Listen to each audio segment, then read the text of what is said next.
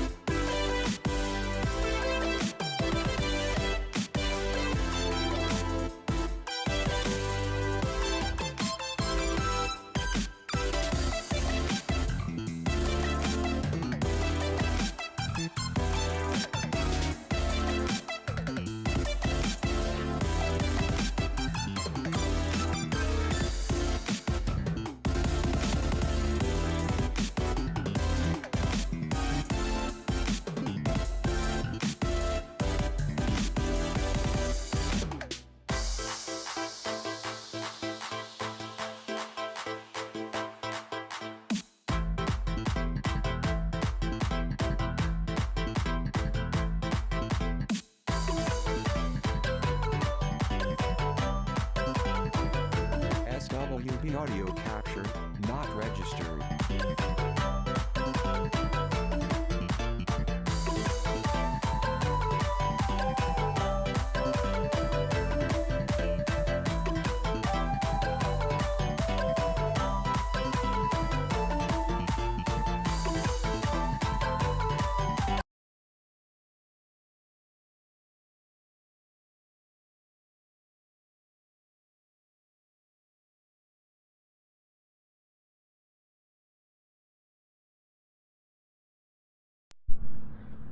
All right. Sorry for the interruption there, folks. We're back and ready to roll with round 3 of Gym Leader Challenge League Nights. Power went off in my studio. Never a dull day here at Full Grip Games. All right, let's get into it. Round number 3 is upon us. We have got Dylan Ryan on the left.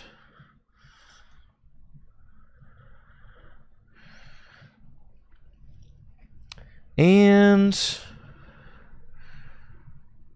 on the right, we have got Cam Armstrong. And we are going to be witnessing a dragon mirror. So, should be very exciting. Both players are 2-0 so far. Competing for a spot in the top 4 of this event. All right, let's get underway. Dragon mirror match.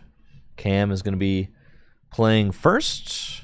And looks like Cam's got Dratini in the active spots. Cameron is a recent convert from Magic the Gathering. He's been playing a lot of Gym Leader Challenge, even standard formats lately. It's been a lot of fun to watch Cameron develop as a Pokemon TCG player. They've got really strong card game fundamentals. But this game might not have much to it if Dylan can just find a way. I mean, really, Arvin should do it. Can't Dylan just Arvin for like Nest Ball, Floatstone, and then just retreat this thing? Nest Ball for like Drampa and do 70? I mean, Dratini's only got 60 hit points, folks. And Dylan has already got double Dragon Energy in hand. So if Dylan just has a way, this Dratini, it may have 70 hit points. Yes, I think this Dratini, this particular one, has 70 hit points. So if Dylan can find a way to do 70 damage, then this game is over.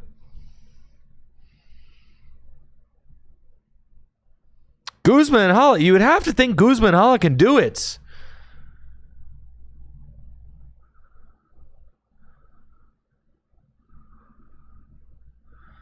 Guzma and Hala can find a tool card, stadium, special energy. I mean, but the double dragon's already in hand. What more do you want?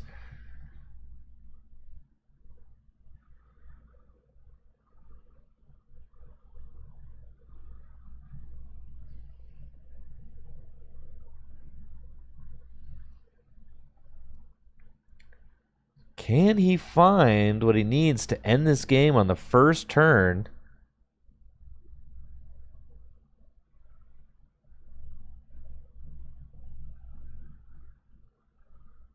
Looks like we've got Floatstone. No, I don't think Dylan has it. And it's crazy. If Dylan just played like Drampa or Muscle Band.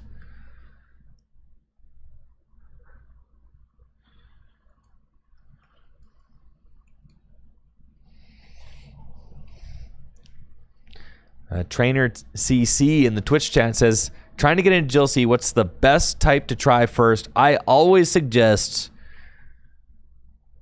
just pick your favorite type and go from there.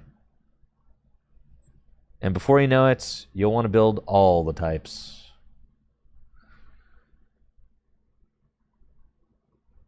Unless your favorite type is Fairy. Don't play Fairy, all right? But anything else.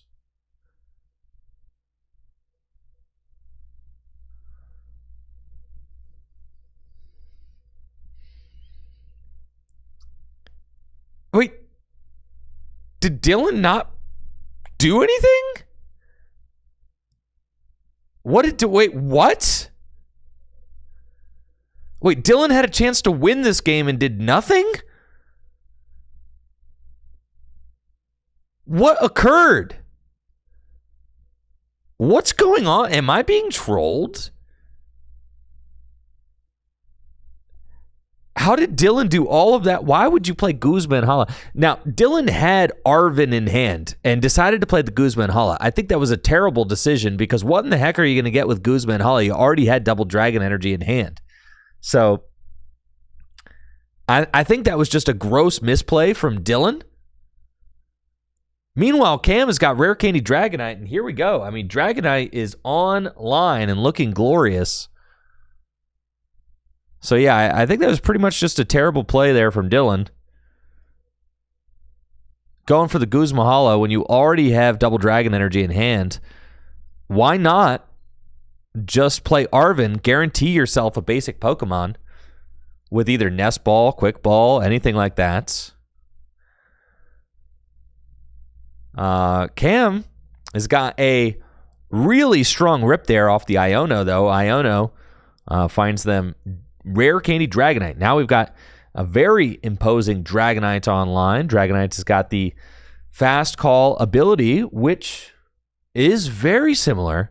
In fact, some would say the exact same as Gallade with its Buddy Catch ability, which we saw during round 1. Fast Call allows Cam to search for a supporter card once during the turn and put it into their hand.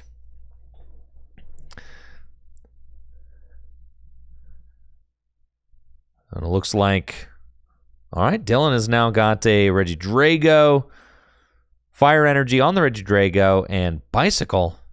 Can fill the hand to 4. Floatstone, Silent Lab. Yeah, Silent Lab, not a card you're going to want to play when you have 2 Pokemon with strong abilities in play. Silent Lab is a stadium card that turns off all basic Pokemon's abilities. And both Tatsugiri and Regidrago have abilities that you're going to want to use. So, not a great time to use that Silent Lab, as we see Dylan taking advantage of the Attract Customers ability.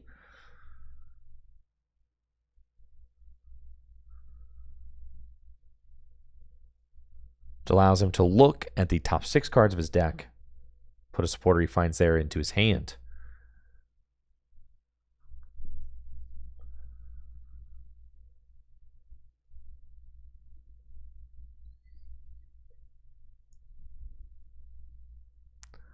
All right, back over to Cam.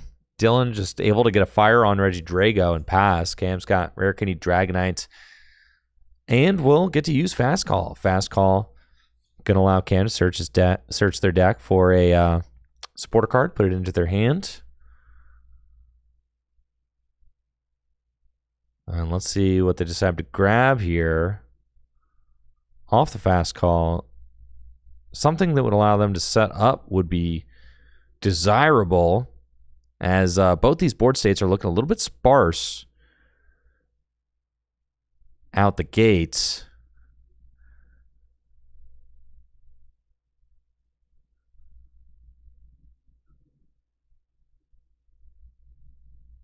Looks like it's just going to be a professor's research. And, you know, when all else fails, discard your hand, draw 7 cards. Makes sense. Guzmahala. Also a valid choice, though. Guzmahala. Discard 2 cards from your hand. Get to search for Stadium, Special Energy, and a tool card. And I like this play. Stadium, Stormy Mountains can go get an attacker. Double Dragon Energy is the best special energy in the deck. And Stormy Mountains can find you a attacker to put the Double Dragon Energy onto. Floatstone could help you move this Fat Dragonite out of the active spots. It looks like we're eyeing up Fighting Fury Belt instead, so that's fine. Going to be Reggie Drago getting the grab off of the Stormy Mountains. And then I suspect that Double Dragon and Fighting Fury Belts will go on to the Reggie Drago. And then Cam is kind of set up for next turn with a potential energy attachment Guzma play to the Reggie Drago. And I think that that's a very fair turn from Cameron. Back over to Dylan's side. Let's see what Dylan's got going on. Another Tatsugiri. Going to attract some customers. 6 more cards. Does Dylan find a supporter card that interests him? Gonna be a Volkner. Okay. Sure. We find a basic lightning energy and a item card. Sure. Floatstone already in hand. Item card looking like it might be Max Elixir. Try to hit an energy attachment onto the Reggie Drago, but it's like this weird thing where like you don't want to actually thin the lightning energy off the Volkner because you want to leave the lightning energy in the deck in case you hit it off the Max Elixir. I'm not exactly sure that I'm bought into Volkner being a card that needs to be played in this Dragon deck. I mean, I get it. Sometimes you just want to find the lightning energy for your Raging Bolts, and in a pinch, I guess it gets an item card. Stormy Mountains going to search out a basic Pokemon, put it onto the bench.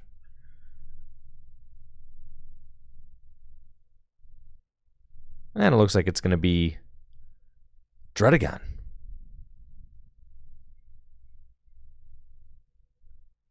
So Druddigon coming down. Nice to have for board stability. Well, let's see, does this Max Elixir hits? Max Elixir is an item card, allows you to look at the top 6 cards of your deck.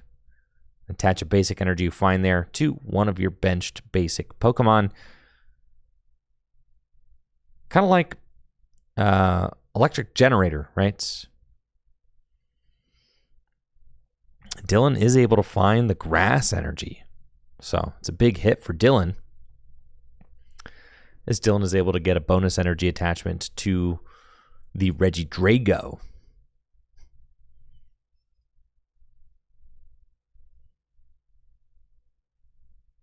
And let's see, does Dylan have what he needs in order to, yes, retreat the Tatsugiri? Floatstone in hand, Prism Energy in hand, and this Regidrago is going to be swinging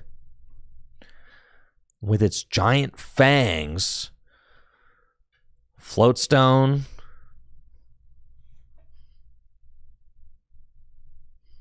And Professor's Letter in hand, but no real need to play that yet.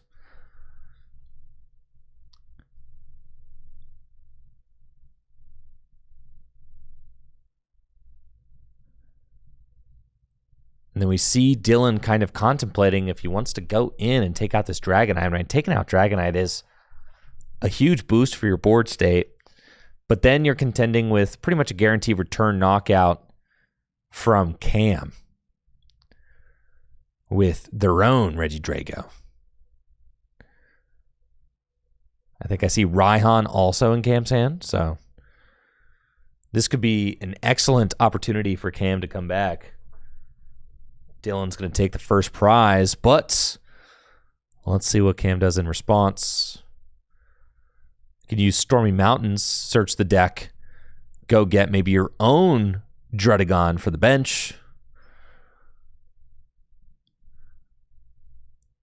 And it looks like that's exactly what Cameron is going to do. And then Raihan could be the supporter play for turn. And that could allow Cam to potentially double up on energy attachments. And that's really all the Dragon deck wants to do, is double up on energy attachments. Because, as I said during the last match, you don't actually have any way to accelerate energy into play, from your Pokemon with abilities or anything like that, unless you're playing the Turbo Blaze Reshiram. And it looks like Cameron's going to play Raihan, get that fire energy attached to the Regidrago, and then search the deck for any card, put it into their hand. I think I would like to see another energy drop come down from Cameron. I'd be very surprised if it wasn't an energy drop here.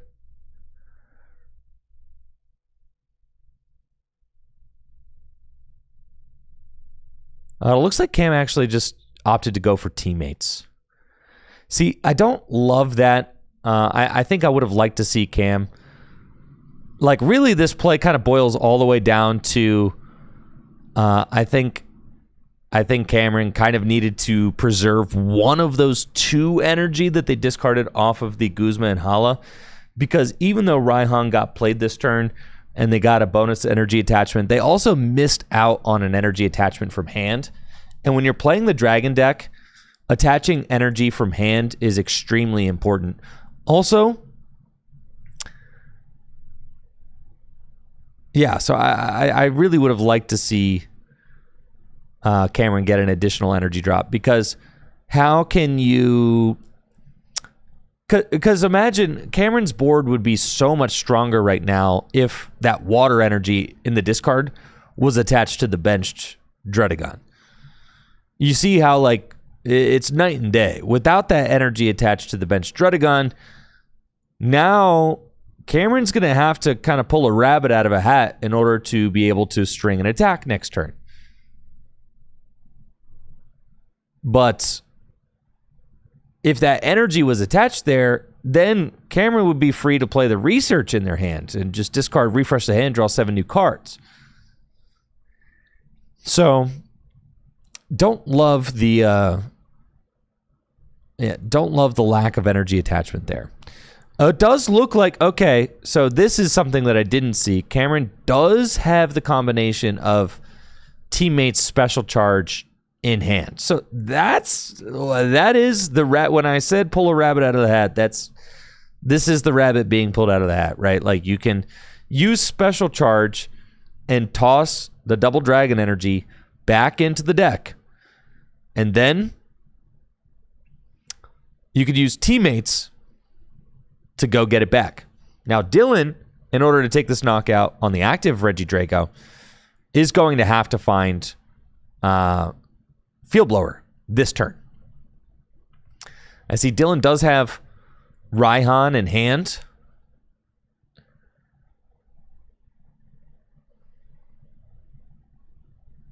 So could guarantee it if he just Raihans to the Dredagon and then uses Raihan to go and fetch the Field Blower. It looks like Raihan is the supporter that's getting played. Raihan can attach the water energy to the Dredagon, and then I expect Dylan to go into the deck and find Field Blower. There's the Field Blower right at the end of the deck. Yep.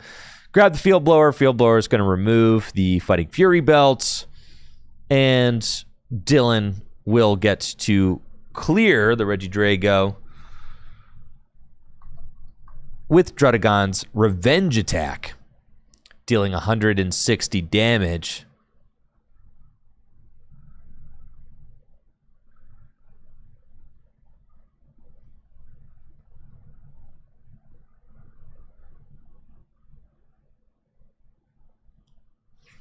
All right, Fire Energy drop on the Dredagon.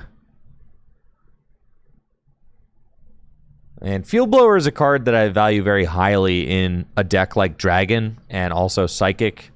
Decks that have like a kind of a hard damage cap right around 160, you kind of have to play Field Blower in these decks because God forbid you encounter something with like 170 hit points, you just can't knock it out, right? Like nothing in this Dragon deck does 170 damage. So you have to play Field Blower so that you can't so you're not just stuck 2-hit KOing a 1-prize Pokemon. All right, Dylan takes the knockouts with Revenge, goes to 4 prizes remaining. And then here comes Cameron, got the special charge. And then Teammates, gonna go grab a double Dragon Energy and 1 more card. And we see the common thread here is that neither of these Dragon players are playing cards that disrupt the opponent's hand. And that's because Dragon very often has to play cards that tutor cards out of the deck or like accelerate energy into play. So like Raihan, Mela, Teammates, stuff like that, right? Like you're not really disrupting the opponent's hand. You're kind of just playing supporters that get you exactly what you need out of the deck, as we see Cameron doing here, playing Teammates. And both players are kind of able to keep their hands. Now, Cameron was able to establish a powerful backup attacker. And really, Dylan is kind of playing into the Flapple as well. So that is a little bit of like Dylan went from having a board state with like not enough abilities for Flapple to do anything to now Dylan has a board state where Flapple's doing 150 damage. And that's, I mean, Dylan did play into that. So that's something to note as well. That is a decision that Dylan has made. Flapple's attack does 50 damage times the amount of abilities the opponent's board has. One of the abilities that Dylan has on his board is the Reshiram with the Turbo Blaze ability. Turbo Blaze is a really cool ability. This dragon is so old it's weak to Fairy. It's from Roaring Skies. Turbo Blaze says, once during your turn, if this Pokemon is in your active spot, you can attach a fire energy from your hand to one of your dragon Pokemon. So this is a way to get those extra energy into play. Well, let's see what Dylan can do. And if he's able to launch another attack this turn. I mean, we could see something like a Night Stretcher for Druddigon. Arvin for Air Balloon, Night Stretcher, bring back, or Rescue Stretcher, right? Bring back Druddigon, Turbo Blaze Fire, attach Water. Bada boom, bada bing, there you go, right? Something like that would maybe do it. It looks like Arvin is going to grab Air Balloon and Rescue Stretcher.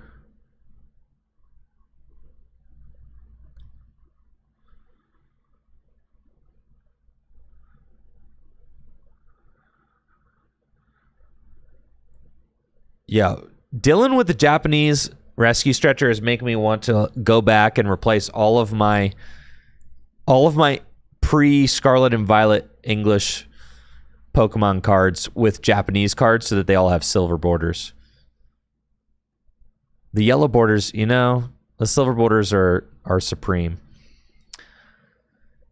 And there we go. Turbo Blaze, water attachment from hand, Druddigon back online, but this game is still 4-4 prizes, and I feel like a lot of the gas has been used here.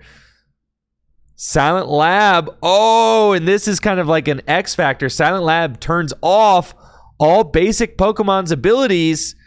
So this is a huge KO because Silent Lab is now making it so that Dylan has no abilities in play. Silent Lab turns off all basic Pokemon's abilities. This is huge. Absolutely huge.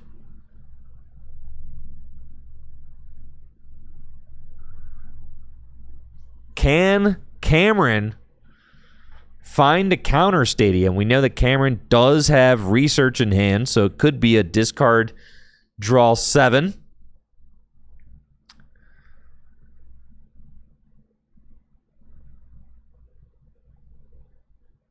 Floatstone to Flapple. Rescue Stretcher.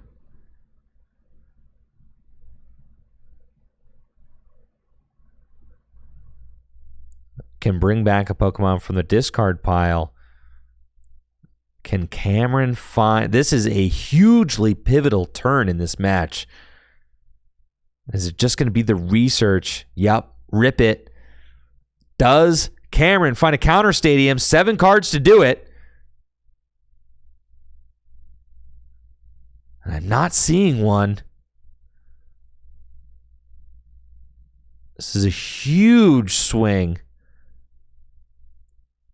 Absolutely massive swing here.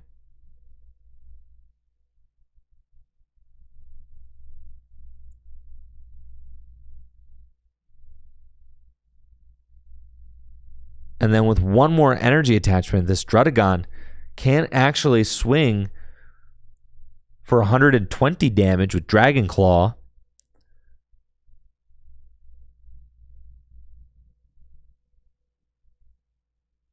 Which will knock out. Oh, and Cameron just has to pass with the Flapple in the active.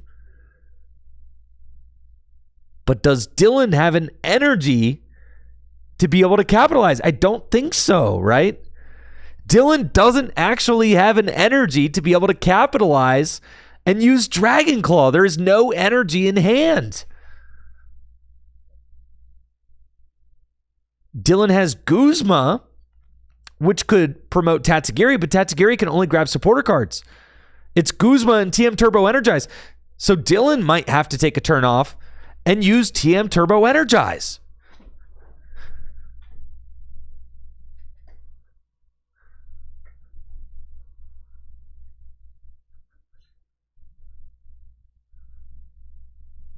It looks like Dylan is going to use Mysterious Treasure and grab Drampa. There's still 3 prizes left to take, folks. There's still a lot of game left. And this Druddigon is just doing 40 damage to the active Flapple. So that's not going to do it. Dylan actually has to take a break and use TM Turbo Energize.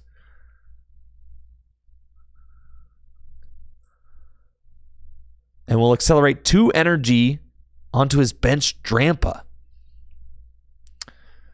The ball's back in Cameron's courts.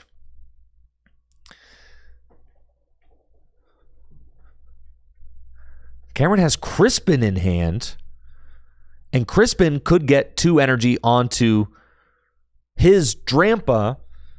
We've got 2 different Drampa being played here. Oh, what is my Drampa doing cosplaying as a Dialga? That's not what that's supposed to be. We've got 2 different Drampa. The Drampa on Dylan's side of the board is the Drampa with the Dragon Arcana attack. Does 70 plus 70 more damage. It has 2 different types of energy attached to it. But the Drampa on Cameron's side of the board is the Drampa with the Berserk attack.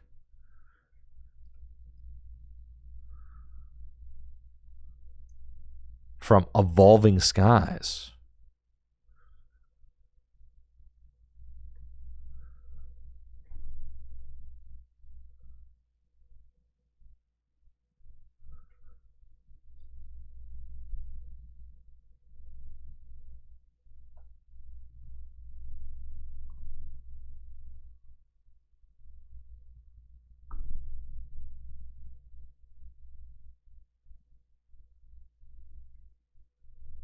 Did Cameron accidentally grab 2 fighting? All right, hold on.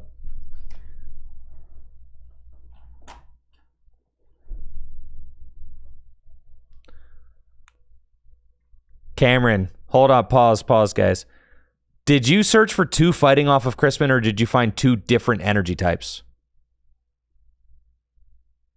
Was it 2 fighting? If it was 2 fighting, you have to have a different type of energy. So is there a different type in your deck?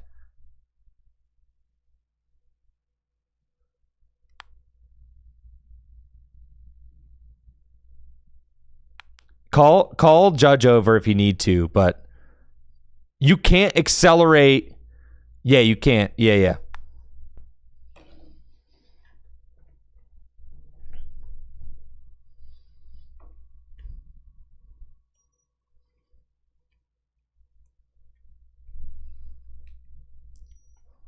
All right, so we've got a Judge situation here.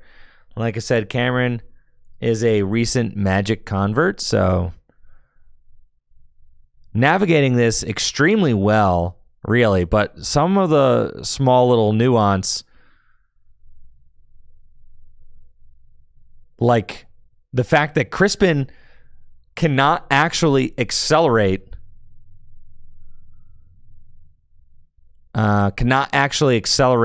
an extra energy if you don't grab 2 different energies from the deck.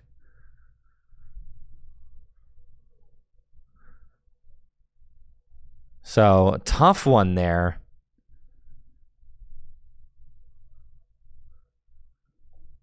That's not a situation that comes up all the time, but it is very important. You can't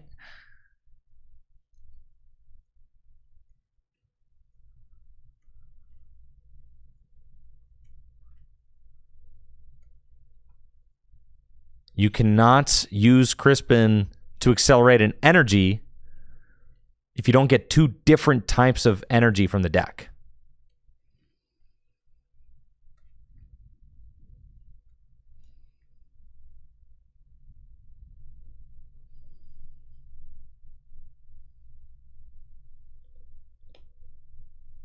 And there were only 2 basic fighting energy in the deck.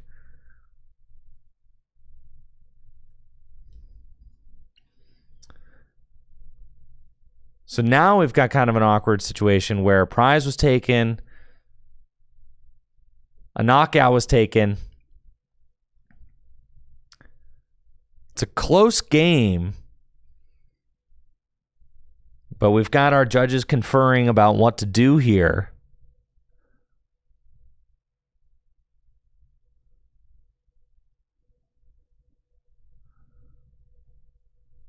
The prize being taken is not a problem because town map was in play, so we know exactly what the prize was, guys. So that is not a problem. The prizes were flipped up, so like that doesn't actually matter at all.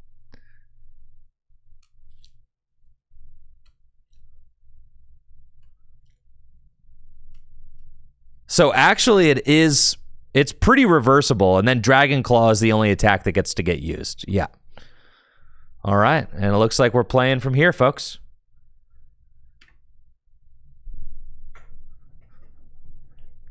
Okay, so no knockout was taken there. And Cameron is actually at 4 prizes still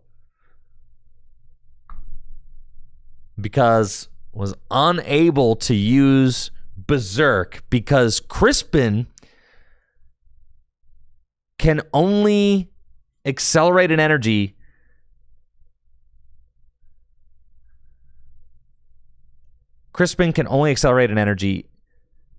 as the effect of the supporter if you find 2 different basic energy from hand.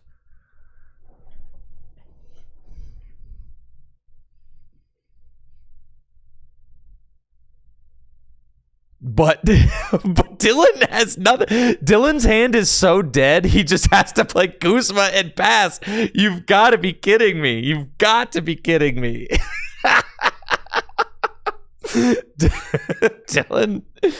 Dylan's hand is so dead, and he cannot use any of the consistency cards that he has in play because of the Silent Lab that he put into play. The Silent Lab saved him from having his Pokemon knocked out, but now is a double-edged sword because the Silent Lab is preventing his Regidrago from using its ability, is preventing the Tatsugiri from using its ability. And Cam's just going to attach an energy and swing double dragon energy off the top. Holy smokes. But you don't want to put double dragon energy on either of these attackers, right? Because double dragon energy on... It's like a huge waste of double dragon energy if you attach double dragon energy to your Druddigon with 2 energy on it, or your Drampa with 2 energy on it, right? Just feels horrendous. So I think Dylan is going to pass again. And now, what this has got to be like the most insane game ever.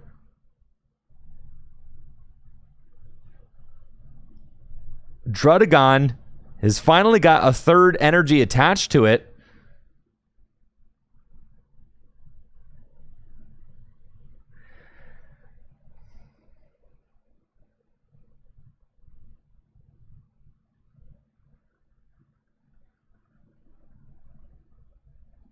And now Dragon Claw will take out this Reshiram in the active and once again tie it up at 3-3.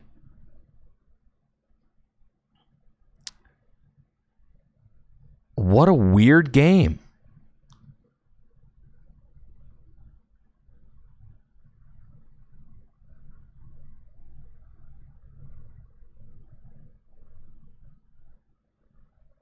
Cameron's got Hex Maniac. And I think it's worth playing. Yeah, Hex Maniac and the knockout just in case Dylan has a way to... No, he's going to knock out. Yeah.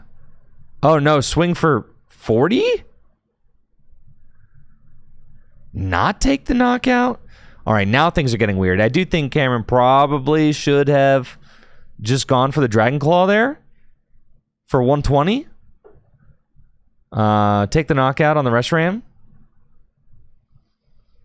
Oh my God, Dragonium Z. Folks, are we about to see a Dragonium play? Oh my God.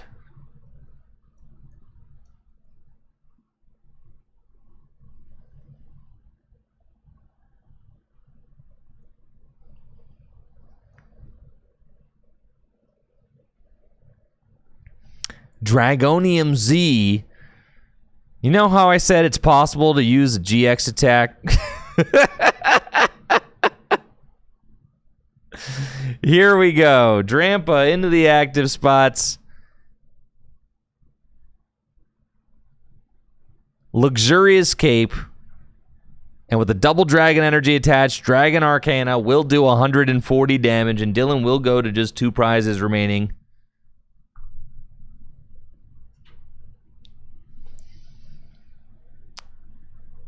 Silent Lab still in play. I do think Cameron kind of overcooked on that last turn. Should have just taken the knockout, get another prize card taken. And now we see Cameron's board kind of spiraling as Dylan is able to just go in with the Drampa. And that is game. Wow, what a match. That was a wild ride for sure. Between like the early weird play by Dylan with the Guzmahala pass and then like the gameplay error. I mean, a lot of back and forth action, and then a lot of sputtering out from both players. And, Dylan was able to seal things there at the end, but it was not pretty by any means. Kind of a very messy dragon mirror, but it was not uninteresting. It was not uninteresting. It was definitely interesting. I gotta say that. Yeah, it was interesting. Clean? No. Pretty? No. Interesting? Oh, for sure. Yeah. Definitely interesting. All right, folks. We're going to be right back with round 4 in just a moment, but I got a couple of things that I need to tidy up here on my end with my internet dropping out between the last 2 rounds. So hang tight. Don't go anywhere. And we'll be right back with round number 4 in just a moment. Thank you so much for watching. We'll be right back after this. SWB audio capture, not registered.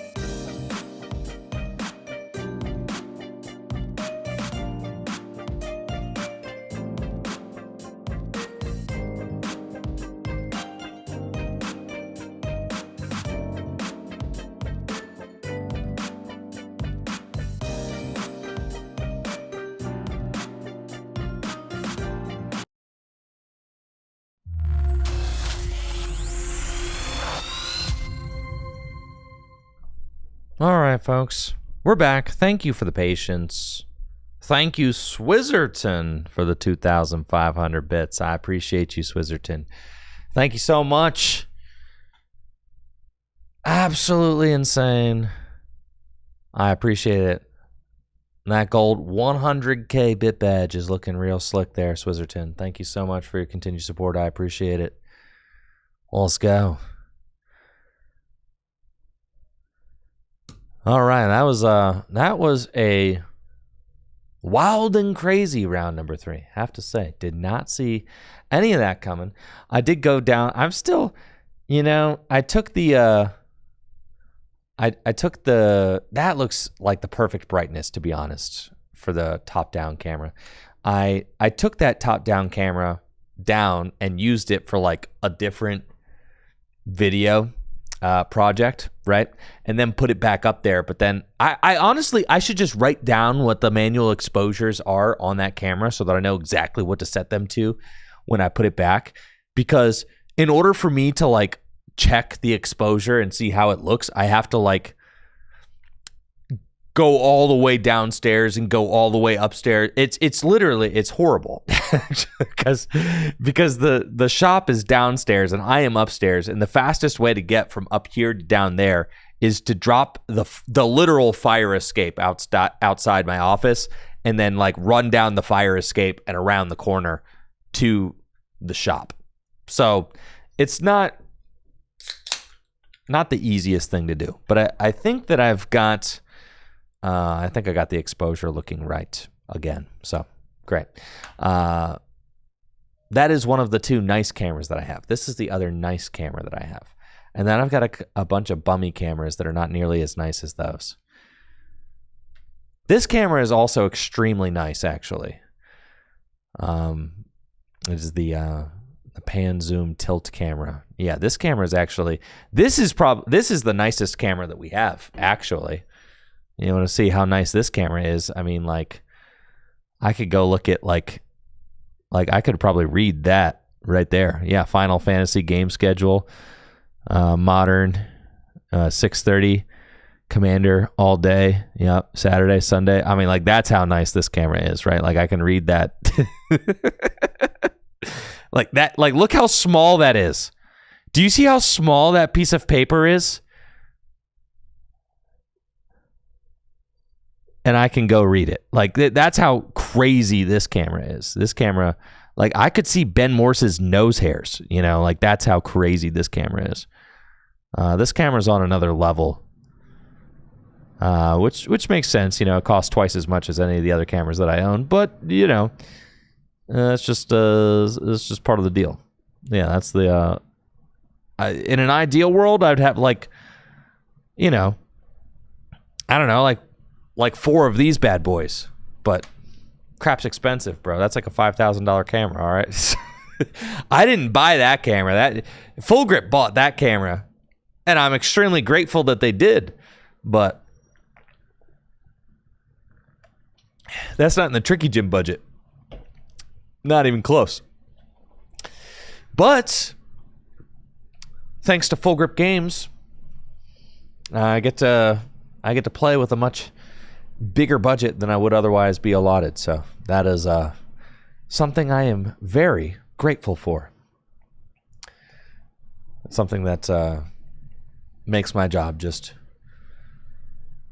very fun.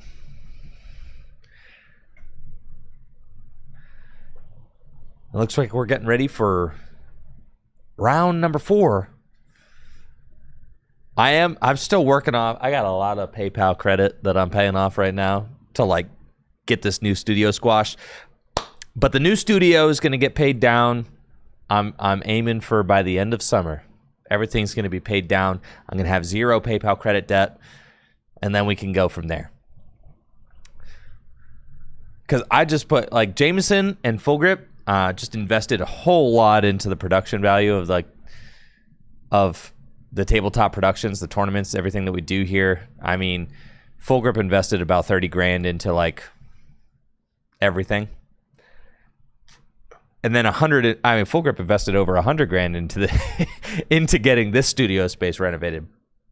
And then dropped another 30 grand into getting the equipment that I needed to stream these league nights and everything, which is like freaking sick.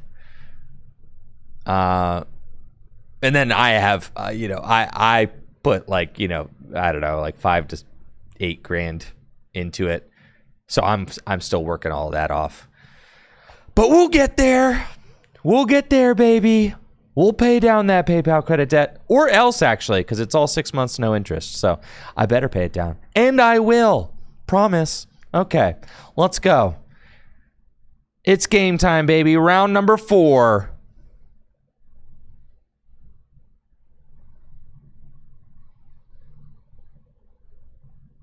Classic matchup.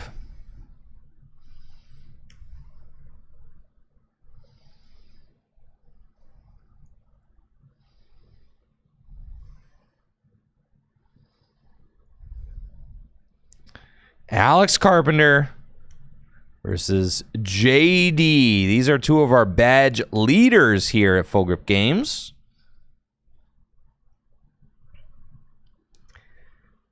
And we've got Dark versus Dragon. Should be a thrilling matchup. Well, let's get into it.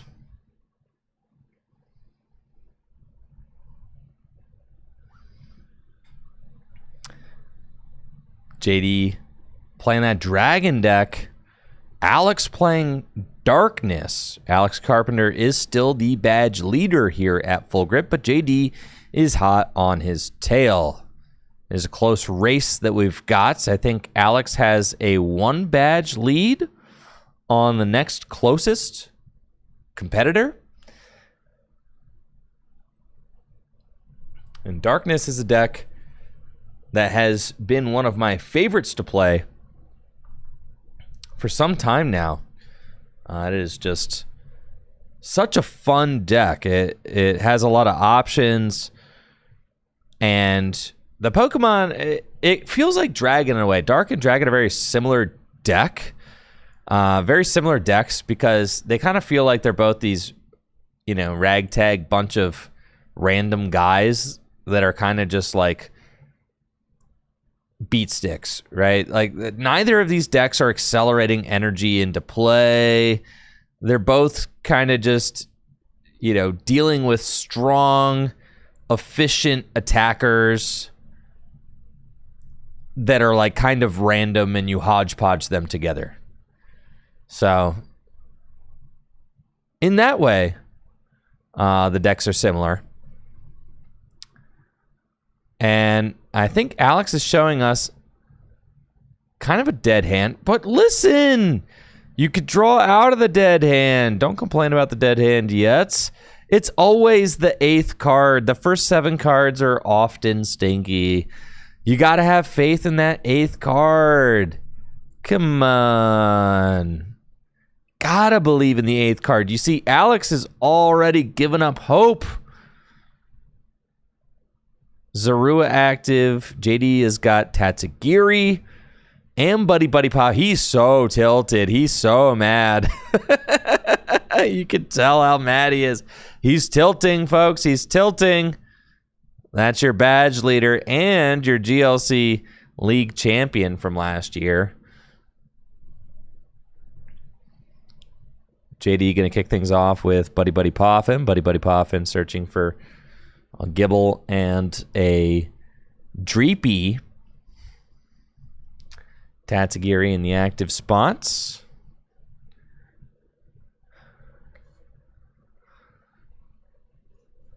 That's a solid start for JD. Max Elixir and a Fire Energy too, but you don't really want to play the Max Elixir yet because neither of... Well, I mean, like, you could play a Max Elixir to get a bonus energy attachment to Gibble, I suppose. Raihan grabbed off of the attract customers. And then I understand Alex's plight here. Wanting to just take a peek. I want to know, how bodied am I? Is my top card a winner? Am I going to get to play the game?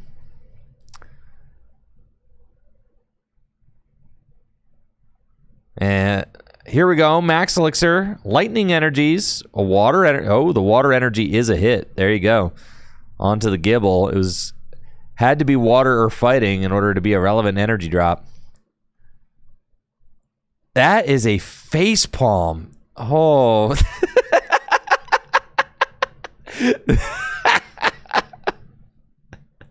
That is one heck of a face palm there, folks. You don't get those every day. All right, U-turn board to Tatsugiri. And a pass. Top deck? Yeah. Quit your complaining. Quit your complaining there, Alex. Here we go. Buddy poffin, and we've got a game on our hands. Purloin. Evo Soda is in hand as well. So Alex can actually Evo Soda that Purloin next turn. I also think Alex has got Galarian Wheezing in hand. No, doesn't have Galarian Wheezing in hand. I think it's going to retreat and Ascension. Here we go. It's Wheezy, baby. Turn 1 Ascension into Galarian Wheezing. And then turn 2 is going to be able to use Evo Soda to go get Liepard to start trading through the deck. Now, JD does not have access to his abilities because of the Galarian Wheezing's neutralizing gas ability, which says as long as this Pokemon is in the active spot, your opponent's Pokemon in play have no abilities except for neutralizing gas. So JD cannot use any of the abilities he's trying to set up. Gabite, Dragon Call, Dracloak, Recon Directive, Tatsugiri, Attract Customers. None of these abilities are working. They are all turned off. So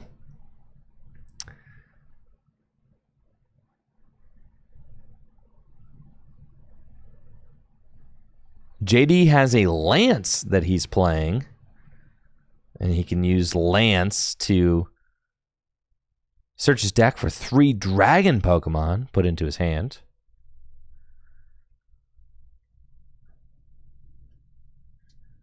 He's going to get Gabite, Dracloak, and Druddigon, but can't use any of these abilities that he has. I mean, he's going to have 3 abilities in play. None of them he can use because of Galarian Wheezing. And Galarian Wheezing is just such a strong asset for this Darkness deck. I mean, really just incredible how useful it is, especially with the turn 1 Ascension. I mean, it's coughing is part of what makes this card so good, because it's like a more aggressive Wobbuffet. I mean, and the Psychic deck loves Wobbuffet, but Wobbuffet doesn't really put on a lot of pressure with its attack. It could be useful, don't get me wrong, but Galarian Wheezing, Severe Poison, that damage adds up. JD actually has a really strong option, because he could retreat into Druddigon and use TM Turbo Energize. He actually has Guzma in hand as well. So next turn, he could actually pop off. Wow, top decks Liepard.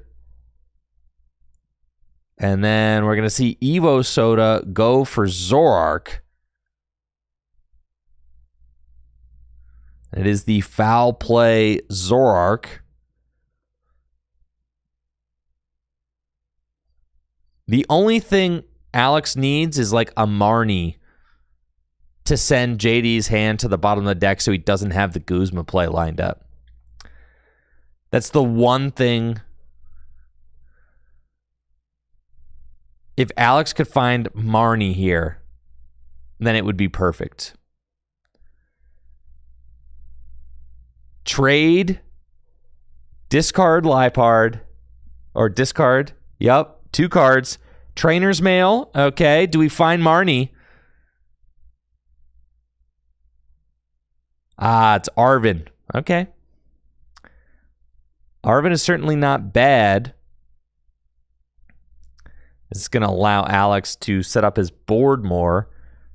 He could go get Guzzlord and TM Turbo Energize and use Galarian Weezing to TM Turbo Energize onto Guzzlord. If we see that, though, then the scary thing is, and the thing that I'm sure Alex does not want to see, is JD has got Guzma kind of cocked and loaded, ready to go.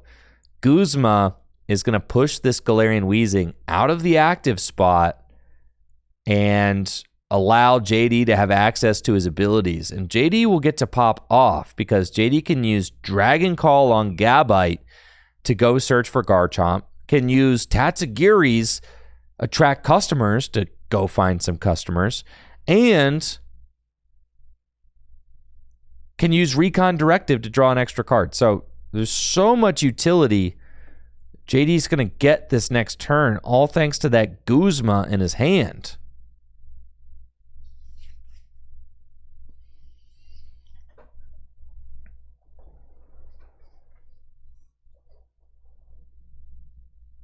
All right, Darkness Energy going on to Zoroark. And, you know, JD does have a choice to make. He's got this Guzma. So who does he want to target down and knock out with Garchomp? Gonna be Lipard. And I'm sure Alex is not stoked about this. Tatsugiri goes into the active spot. First, Gabites will thin the deck. Dragon Call. And JD is looking for that Garchomp. And there it is, last card in the deck, Garchomp. Garchomp is one of the strongest cards in the Dragon pool. It's so strong, it's literally invincible, folks. It's got the Sonic Slip ability. When you evolve it from your hand into play, it makes it immune to all damage and effects of attacks during your opponent's next turn. So just a ridiculously strong ability. 160 hit points, no weakness, and the Dragon Blade attack does 160 damage, with the downside being you have to discard the top 2 cards of your deck. So, JD searches out Garchomp, and since Galarian Weezing's no longer in the active spot, JD can use all the abilities that he wants to use. He can use Recon Directive, which we saw he just used there. He can use Tatsugiri, attract customers, and looks like Crispin's going to be a customer as JD selects Crispin off of the Tatsugiri.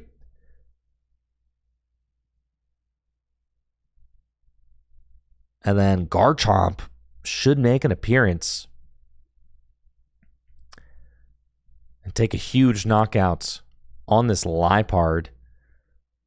And the problem is that this Garchomp cannot be damaged next turn. It can't even be damaged by Galarian Weezing. And the fact is, even though Galarian Weezing has the neutralizing gas ability, which turns off all other Pokemon's abilities, Garchomp has an effect on itself. It's not using the Sonic Slip ability anymore. The Sonic Slip ability has already been used. All right, Birdkeeper can draw 3. Switch the Galarian Weezing to the active spot. There's just nothing really useful going on here. Darkness Energy to Zoroark. The Zoroark will be able to take out the Garchomp next turn, but Alex just has to pass because Galarian Weezing cannot even use its attack to damage the Garchomp. I mean, severe poison. Garchomp is immune to all effects of attacks. And severe poison is an effect of an attack. JD just going to use Avery for turn. Ranger would not do it because Ranger clears effects of attacks, I think. This is an effect of an ability. Alex draws. Does Alex have anything that can help keep him in the game? He's got Marnie now. So he'll send JD's hand to the bottom of the deck.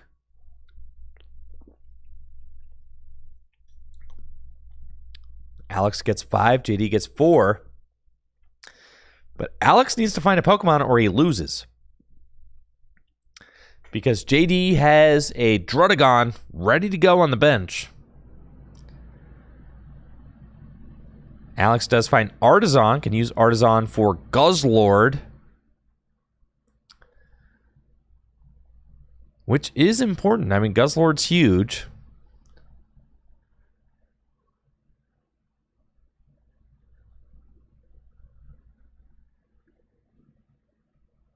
It looks like Alex is having second thoughts about the Guzzlord, though.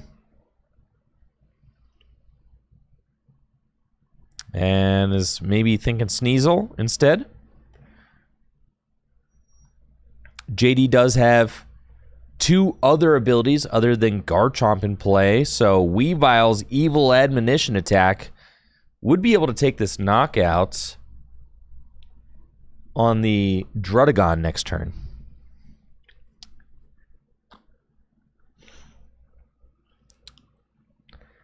And Alex actually has to discard the top 2 cards of his deck when copying Garchomp. And Alex does take a knockout with Zoroark's Foul Play. Now JD just has to find a way to continue keeping pace. He's already up 1 prize. And it looks like we'll take advantage of Artisan to go search out a Raging Bolt on his side.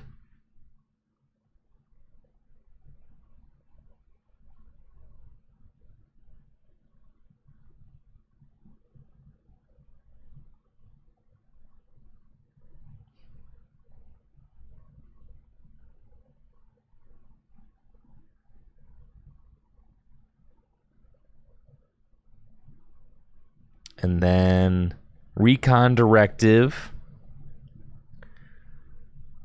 And Tatsugiri has track customers to use as well.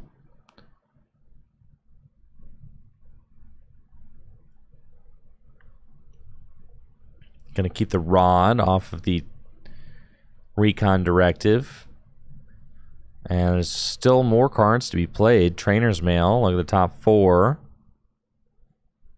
We've got Crispin and Adventure Bag. Crispin has been a very strong card for these dragon decks. It's kind of like perfect for dragon. I mean, dragon just has all these different hodgepodge energy requirements. And Crispin really helps to fix the energy situation for dragon. Definitely a key supporter for this deck. And it looks like Adventure Bag going to get played. Finds Wishful Baton and Luxurious Cape.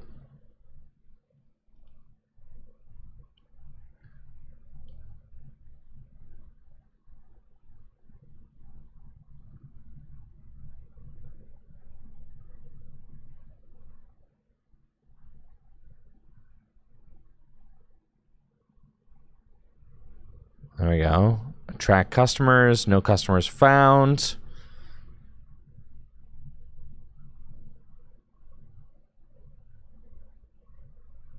And JD has got the whole engine set up. Moving right along.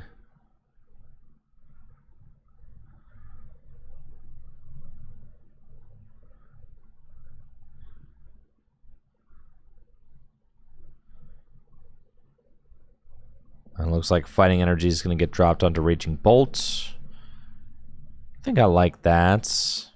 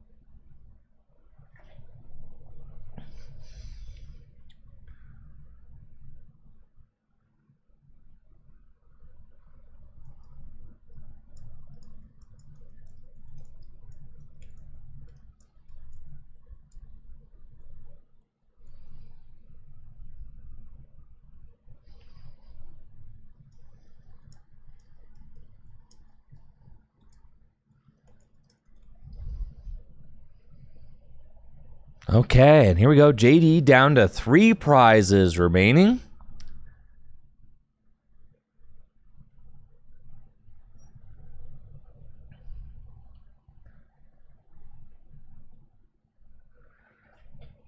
And Alex has got just a lone Sneasel in play now. We've got some discussion happening in the Twitch chat right now, so excuse my momentary absence. Some discussion in the Twitch chat as to what the formats should be, what the tournament format should be for the Gym Leader Challenge Invitational, which is happening at the end of this Gym Leader Challenge season. And the season is coming to an end soon. Our season resets in July. And for the first time ever, Full Grip Games is hosting a Gym Leader Challenge Invitational where if you earn a badge during the Full Grip Games Gym Leader Challenge season, you get an invite to the Gym Leader Challenge Annual Invitational where you're only allowed to enter the tournament with a badge that you earned throughout the year, with a badge type that you earned throughout the year. So if you earned 1 badge and your 1 badge was Psychic, then you can only play Psychic at the invite. And there is discussion about what formats our tournament should be. And I think double elimination is a good tournament format for the amount of players that we'll have for the Invitational, which will be about a dozen or so. And apparently there is some discussion amongst our GLC regulars that are saying that double elimination would end too fast and that it should be best of 3 double elimination. To which I say, no, just don't lose twice. No, I'm not commentating over best of 3 double elimination all day. That's ridiculous. No, absolutely not. No. A single game of Gym Leader. You guys take so long when you play your Gym Leader Challenge games. So long, in fact, that we have to have 40-minute round timers. Okay.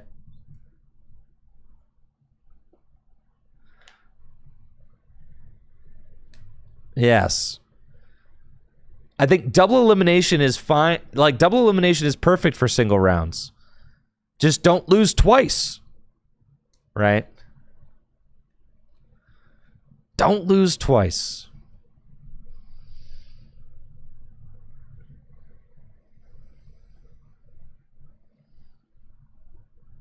All right, Weavile was able to take the knockout here. Alex goes to 4 prizes remaining.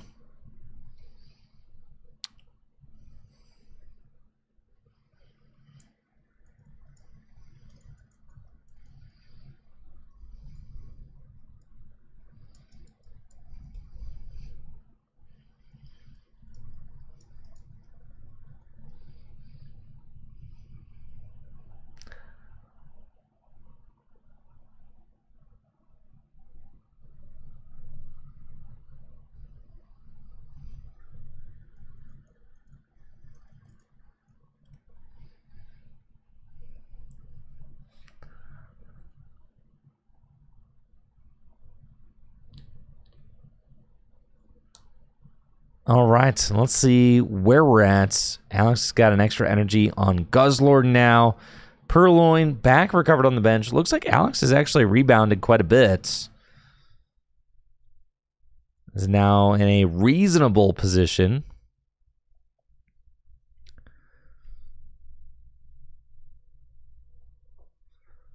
JD finds Raihan. JD has a huge hand.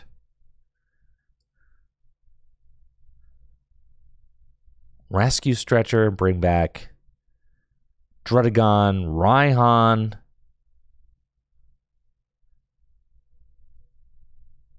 Attach a water energy from the discard pile to the Drudagon.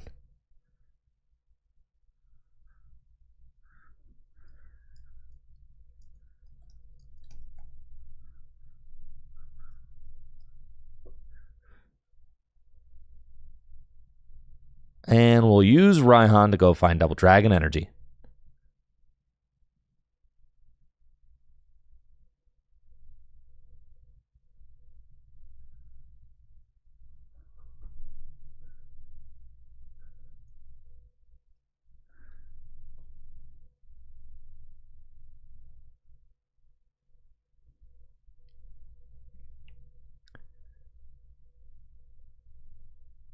And we're getting the Dragonium Z. Is that the Dragonium Z gets dropped on the Drampa there?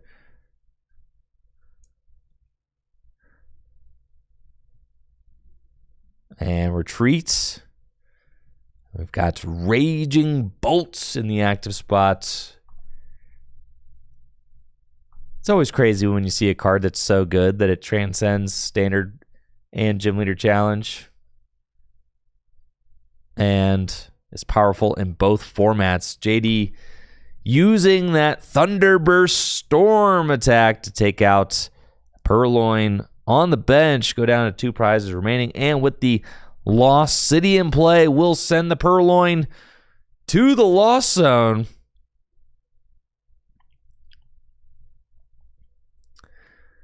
And it looks like Alex attempting to mount a comeback. He's got counter energy onto the Guzzlord, and Iono set JD to just a 2-card hand. And he gets to draw 4.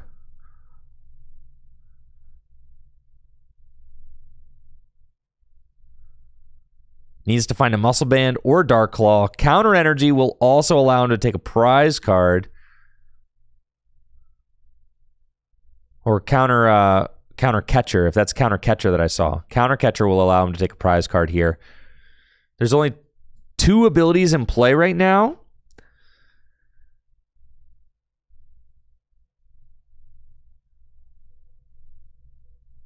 So you kind of have to use Counter Catcher and hope you top deck, right? Counter Catcher, take a knockout with this Weavile. Tatsugiri with the U-turn board makes sense. Send it to the Lost Zone. Put that fish in the Lost Zone. Alex goes to 3 prizes remaining.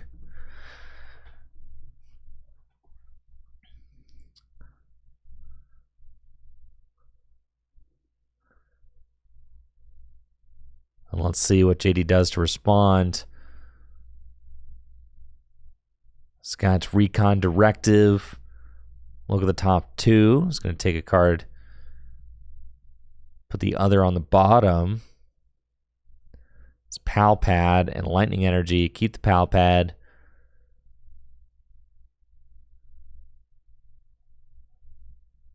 And then Pal Pad. We'll toss Guzma and Raihan back into the deck. Good choices.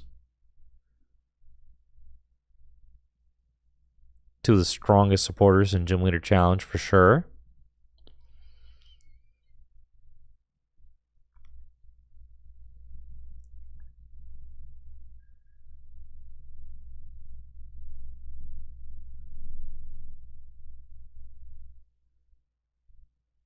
And then let's see what JD's got. JD can obviously respond to the Weavile instantly. He's got Druddigon and Raging Bolts all built up, and the research off the Iono. I mean, just absolutely nut straw there. It's about as good as it gets. Town map, flip the final prizes over, and it's looking like JD has everything he needs to close this game out. Alex would have to find something along the lines of a luxurious cape to put on this Guzzlord. But then JD has Field Blower in hands.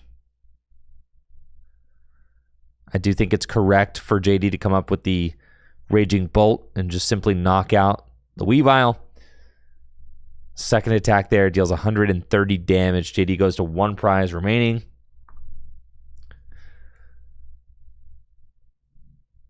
Does Alex have anything he can do? I mean, he does have Tag Call. If he plays Fighting Fury Belt in the deck, then Guzzlord will be able to do 130 damage to knock out this Raging Bolt.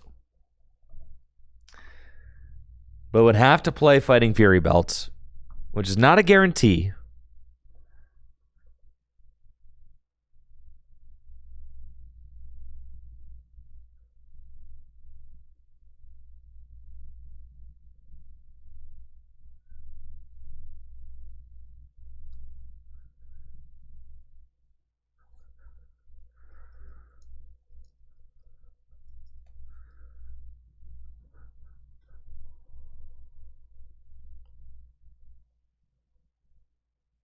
And Alex Carpenter is going to shuffle very slowly so that he can take as much time as possible to lose this game.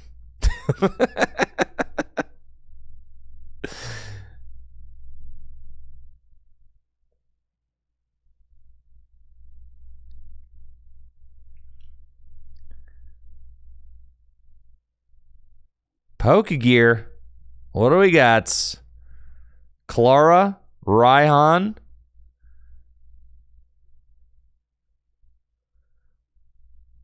Avery,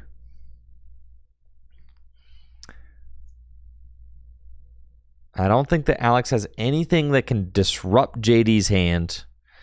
And you know what's crazy? It's like, what's crazy about this game is that if Alex played Reset Stamp in the deck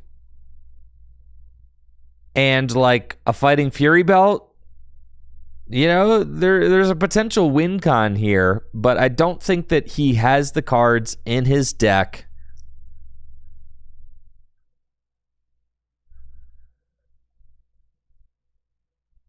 to be able to pull it off. He's just a little bit short. We do see him kind of like walking through all his outs right now. You can tell how bad Alex wants this Darkness badge. He's been working at it for weeks, and he's just coming up a little bit short again. He is the badge leader right now, but he's only one badge ahead of JD and Fran. Right now, Alex has 6 badges. JD and Fran both have 5.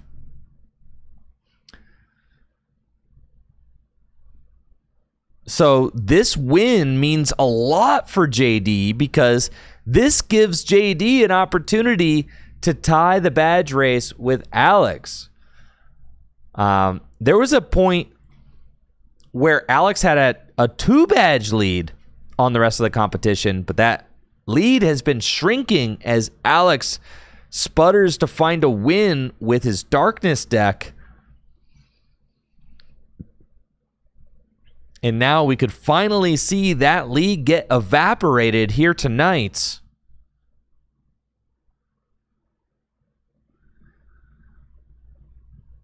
As Alex has to use Raihan to go search the deck for Muscle Band.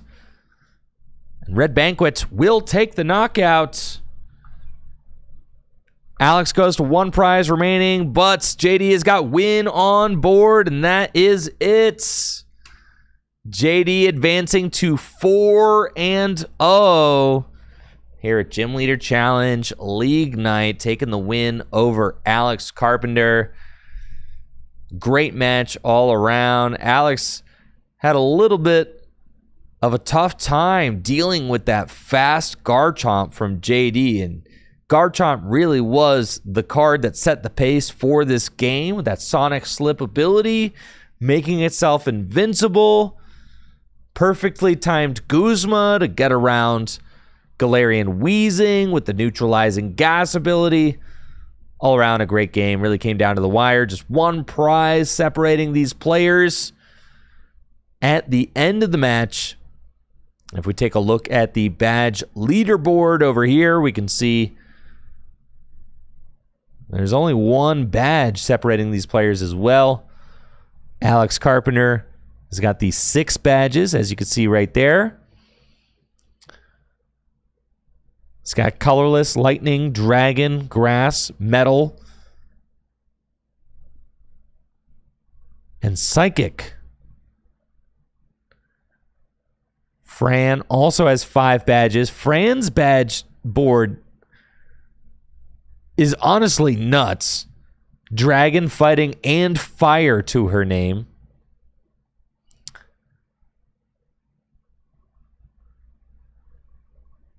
And then JD, where'st ever he has gone. Up here, also has 5 badges. Metal, darkness, grass, fighting, and water. So if JD is able to snag a dragon win, could be a huge dub for JD there. Putting him in a tied position for the badge lead. Could be huge. Could be huge. There's still 1 round left here to play at GLC League Nights. And we see Dylan and Craig facing off over there. Been a lot of fun games so far. And it's been a lot of fun to watch and commentate over. So what do we think about the new Zoroark? Is the new Zoroark just kind of like the one? Or is the new Zoroark soft? I almost think you kind of have to play it. It seems having both attacks just makes it so versatile, right?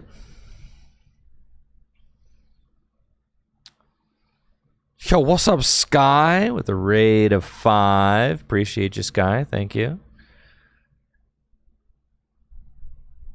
Hope you're doing well, Sky. Thanks for the raid. Welcome, everybody. Yeah, is the new Zoroark just him? The fact that the new Zoroark can attack for 1 darkness energy is I think the big sell, right? Like a slightly weakened Mind Jack. And then you can reach for the foul play if you have to. Super Gassy says, whoever made that Zoroark at Creatures really liked GLC.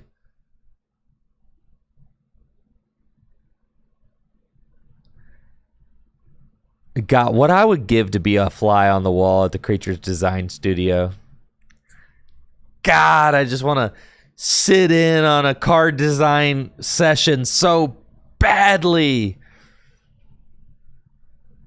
That'd be so sick.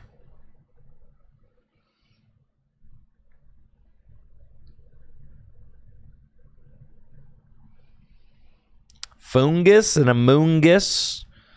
Dangerous reaction, 30 plus. If your opponent's active Pokemon is affected by a special condition, 120 more damage. Hey, yo. All right. Fungus. You know what this combo's with? That's right, baby. Ariados. Poisonous Nest. Sheesh. Poisonous Nest. Once during your turn, you may use this ability. Both active Pokemon are now poisoned. And then, boom. Smack him for 150 for 1. Pretty cool. Jesse likes the new Marnie's, or the new Stevens Clay doll. 220 damage, discard. All right, here's my beef with that. 220, discard all energy. Is that just? It's not better than Latios though. You just would rather play Latios. Just use Latios instead. It's a basic. Oh no. Yeah, Latios is the same for 180. Yeah, it's this one. There we go. So you're doing 40 less damage, but it's a basic. I mean, come on, right?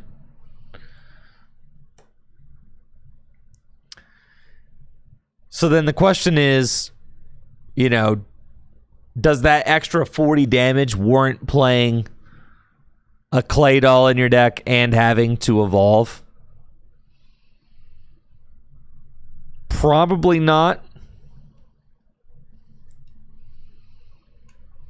Ayo, all right. But then you can play it with the Binkster, the Binkmeister. Make it so your Claydol takes 30 less damage from attacks. That's kind of crazy. And then you could play it with the Granite Cave. Ayo, all right. 30 less damage still. All right, nobody's going to do that. But I mean, it's the possibilities are there.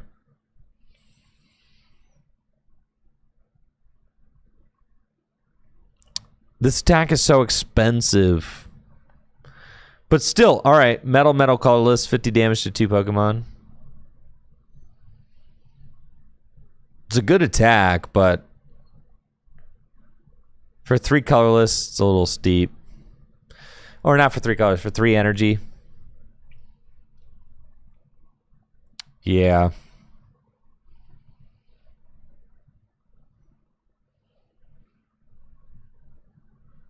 Marnie's Morpeko. It's a nice full art card. That's pretty.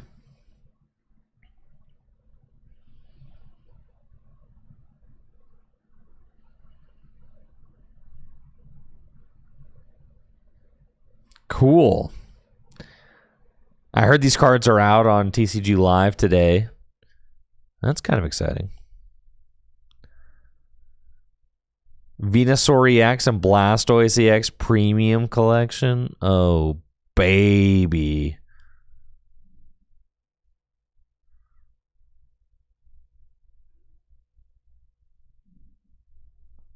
These guys are kind of fun, right? They just accelerate energy into play. Their attacks are kind of mid. Yeah. I like getting energy into play. But 3 for 80 plus burn is like nothing to really talk about. 100, heal 30 is nothing to talk about. Is it sad that the only one that you really think about playing is the fighting one? Because fighting's just got it rough out there, you know? Cheer on to glory.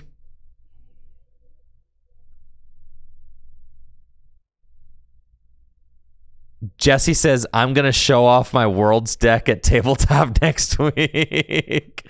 That's so sick, dude. I saw your order for pickup at Full Grip. I did. Jesse, you're telling me that Pokemon didn't give you any of your Worlds decks for free? What the heck? So you're telling me they get to use your likeness to sell products and then make you pay for it? It's messed up, man.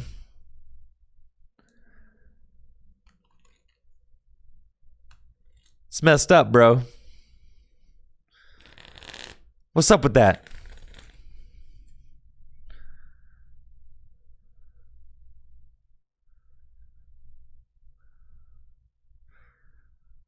Well, that does look kind of slick.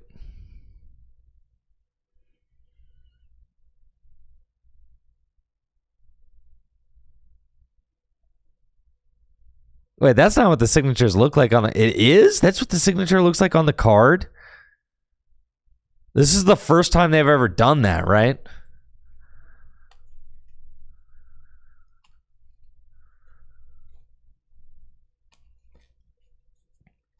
They've never done...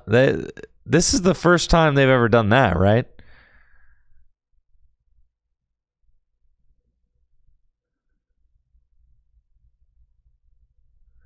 Jesse, is it just one card? It's only the one Miraidon and the rest are white? Okay. Is it like raised? It looks like it's raised. Is it raised? Like, does it have texture to it?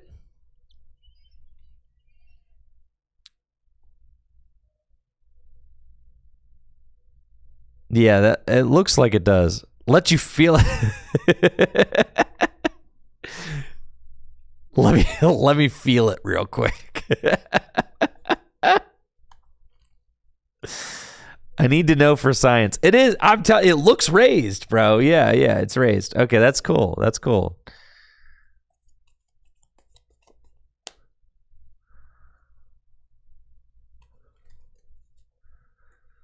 That's cool. That's cool. So you get like one special. You get like one premium signature card.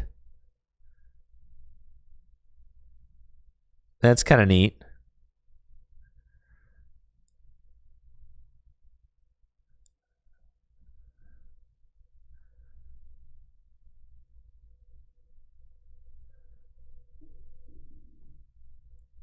That's pretty hype, dude.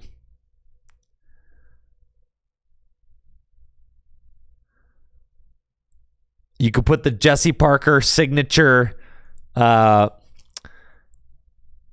Ball in your GLC deck. You could put the Jesse Parker signature Arvin in your GLC deck. You could put the Jesse Parker signature Nest Ball in your GLC deck.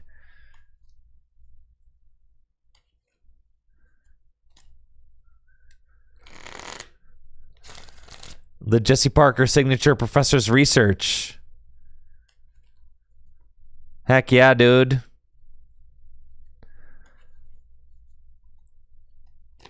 That's hype. Oh, they gave you Turo? Of course they gave you Turo. He's the future one.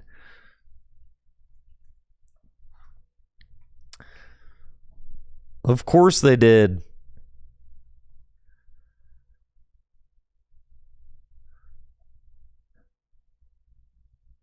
With the Dragon Shield sleeves, looking slick there.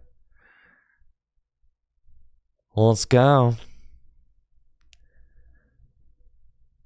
Oh, that's pretty cool. Congratulations, Jesse. Huge flex. Get your World Stack printed. Oh, yeah. The Jesse Parker double turbo energy.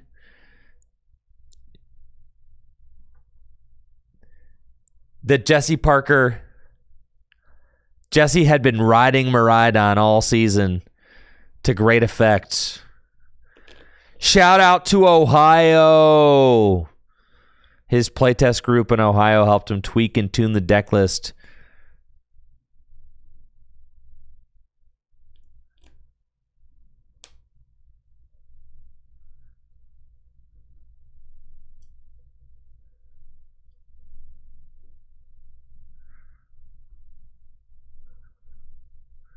Probably out kayaking somewhere. Yeah, that's hype.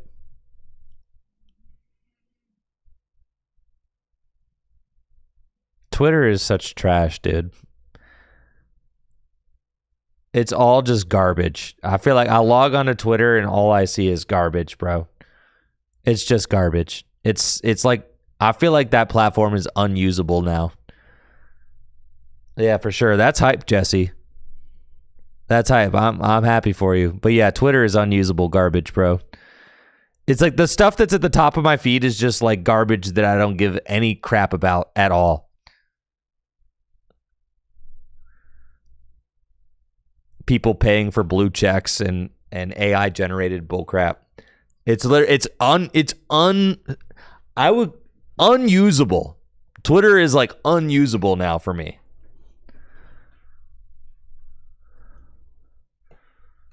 It is disgusting.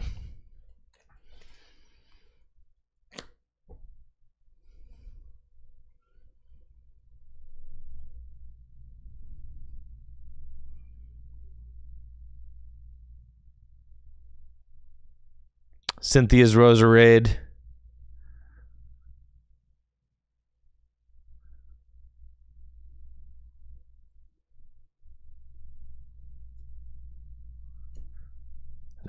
That's a cool looking card right there.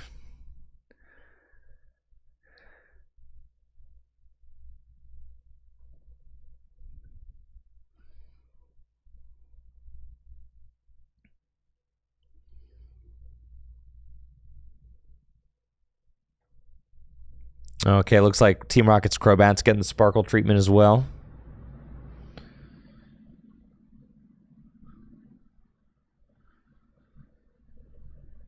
Look at Ethan.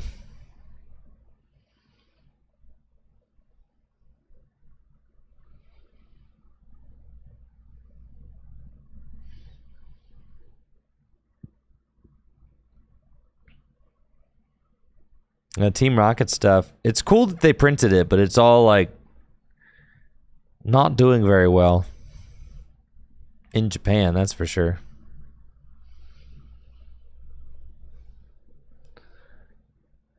Let's see. City Leagues.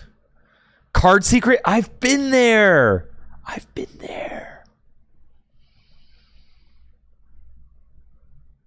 Yo, Rockets Mewtwo. All right, Rockets Mewtwo won a tournament, a City League in Aichi. Holy smokes, there's a literal Rocket Zapdos in here. The secret box? Murkrow?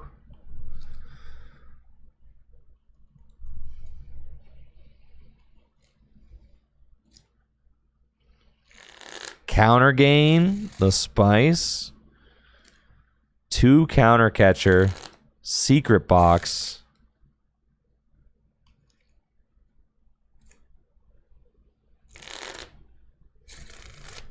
All right, I'm interested. You know what else I'm interested in, folks? Round number 5 of GLC League Night. Let's go.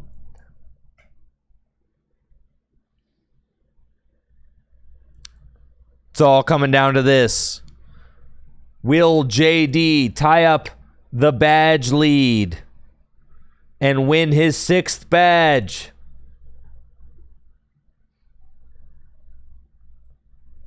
Or can someone stop him? Oh, God. And we have to trust Dylan to stop him? Oh, God. No, there's no hope. We're cooked.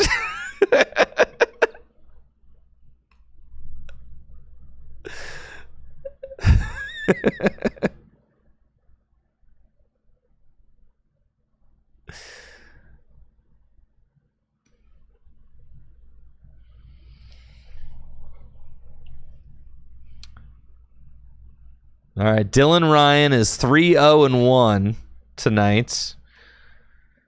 I told Dylan when I saw him downstairs earlier that the play he made earlier in the stream, turn 1, where he used Guzma and Hala and did nothing, as opposed to just playing Arvin, was one of the worst plays that I've seen in weeks here at Full Grip Games. I told him that to his face. And he had a good laugh about it. He was being a good sport. So, you know what? I got to respect that. Still ended up winning the game. So, yeah.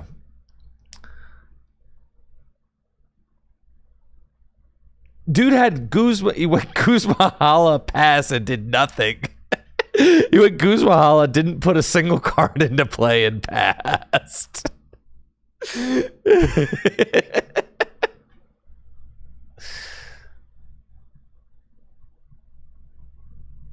But Dylan has an opportunity to upset everything right here. All right.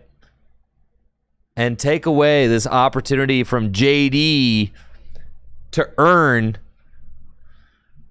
his 6th badge. Dylan could be the difference maker at League tonight with a record of 3-0-1. It all comes down to this. The winner of this match wins League nights.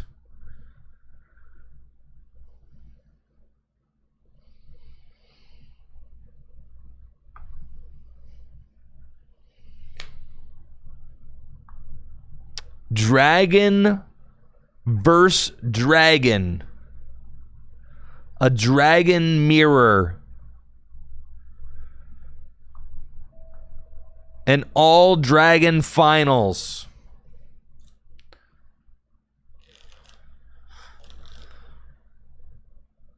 Who knew it was Dragon Night tonight at Full Grip Games?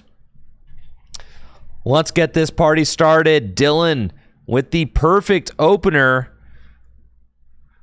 And it looks like Dylan is going first. Got a couple of fire energy in his hand, as well as Raging Bolt. And go ahead, slap that dude into play. And Raging Bolt really is the yeah, Raging Bolt just is the story of the show here. I mean, Raging Bolt has really taken this dragon deck and elevated it to a new level. It's crazy how useful that Thunderburst Storm attack is in Gym Leader Challenge format. I mean, that attack is useful in standard format. In Gym Leader Challenge, that attack gets even stronger because there are just so many setup Pokemon that you want to be able to target down early on. Not every deck has access to bench barriers, so just an incredibly strong attack to start the game. I mean, Raging Bolt really does lead the charge against so many matchups. And then to have a serviceable second attack with that Dragon Headbutt, I mean, this Raging Bolt really is a defining card for this Dragon archetype. And I feel like Dragon was already pretty good, had a lot of fans, had a lot of believers before this Raging Bolt was printed. But now the Raging Bolt is here. Dragon is certainly a top contender in Gym Leader Challenge formats. And I kind of started to realize how good this Raging Bolt was when I started playing with Fire, and I realized just how good that Ninetales is. There's a Ninetales in the Fire card pool that places 9 damage counters on one of your opponent's bench Pokemon for 2 Fire energy. And the more I played with Fire, the more I realized I use that attack like every single game to take out some important Pokemon on my opponent's side of the board. But Raging Bolt is a basic Pokemon, has access to double Dragon energy, and can ramp infinitely, right? So you can go from doing 60 damage to a bench Pokemon to 90 to 120. I mean, you could just continue stacking energy on the Raging Bolt if you want to.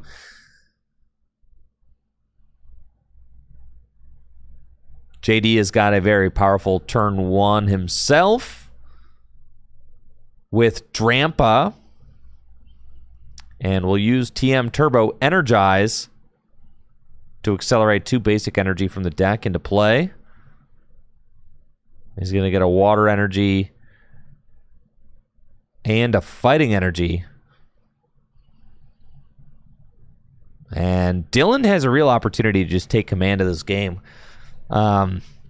He can attach an energy to Raging Bolt, chase down the Gibble.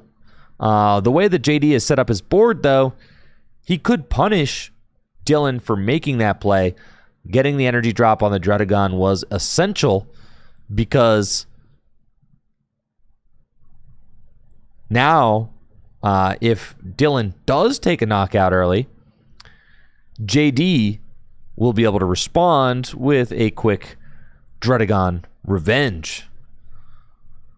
It looks like Dylan is playing Arven, support for turn. Can search for a tool and an item card.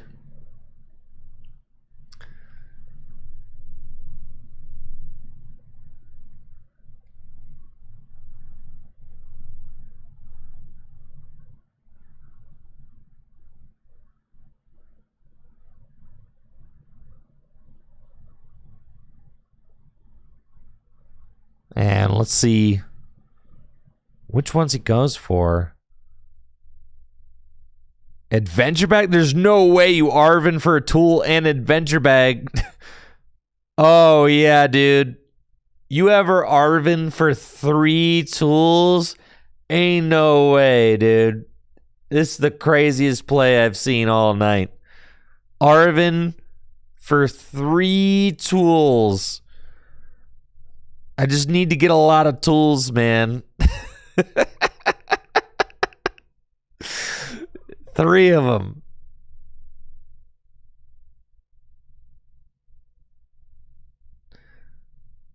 There we go. Sure. Air Balloon to Tatsugiri. Luxurious Cape to Raging Bolts. And here we go. I mean, all bets are on this Raging Bolt right now. If that Double Dragon goes to the Raging Bolt, Dylan is saying you do not have Field Blower. You do not have it. Dylan gets majorly punished if JD has Field Blower here, but I respect this play. Just go in and say he doesn't have it. Knock out the Gibble. Blam. Done. Prize taken. Dylan in the lead. JD, all right, kind of funny, has a Field Blower, but at the cost of having to remove his entire hand. Would have to play Peony to do it. And here we go. Peony. Is Field Blower prized?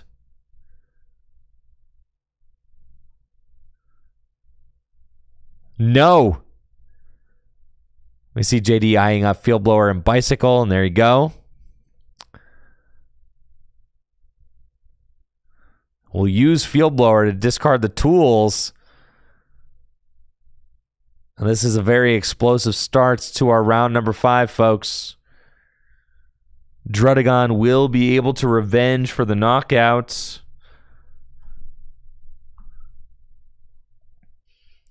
And Lost Zone Dylan's Raging Bolt in the process.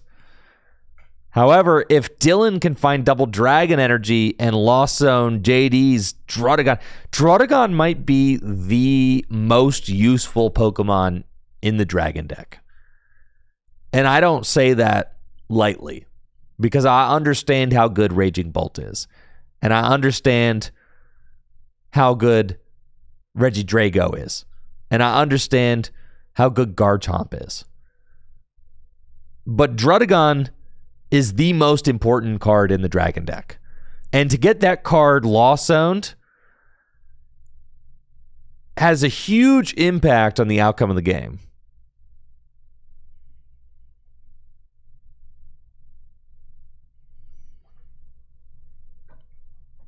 All right, JD going to tie it up with a revenge. Sending Raging Bolt to the Lost Zone. What can Dylan do in response? If he can find Crispin, he can respond. If he can find Raihan, he can respond.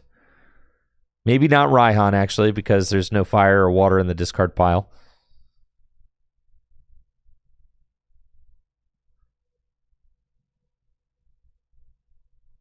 Teammates wouldn't quite do it. Don't commit the tool before you attract customers. You attract customers first. Unless you're going to Marnie and just TM Turbo Energize. I guess if Dylan's just going to commit to... Because I guess he doesn't have the tool in his hand to retreat Tatsugiri, right? So like even if he found Crispin, it just wouldn't be worth it. So I respect this. Sure, Marnie. Send the hands to the bottom of the deck. Force JD to commit another energy to Drudagon if he wants to take this knockout.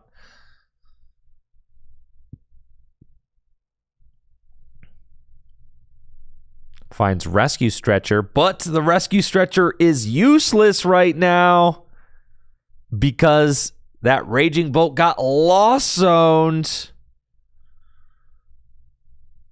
So do you bench the Kyurem? Just to put it there. Tatsugiri is going to attract some customers first. Fail it.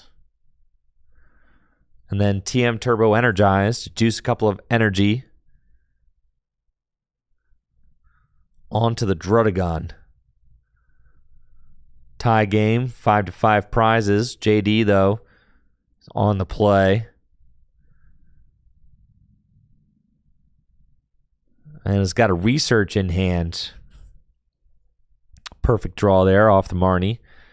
Discard his hand, draw 7. Dracloak is found.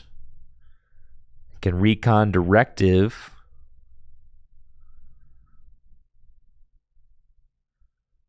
Super Rod It's going to put an energy, Gibble and Gabite back into the deck. Mysterious Treasure can go grab Gibble again.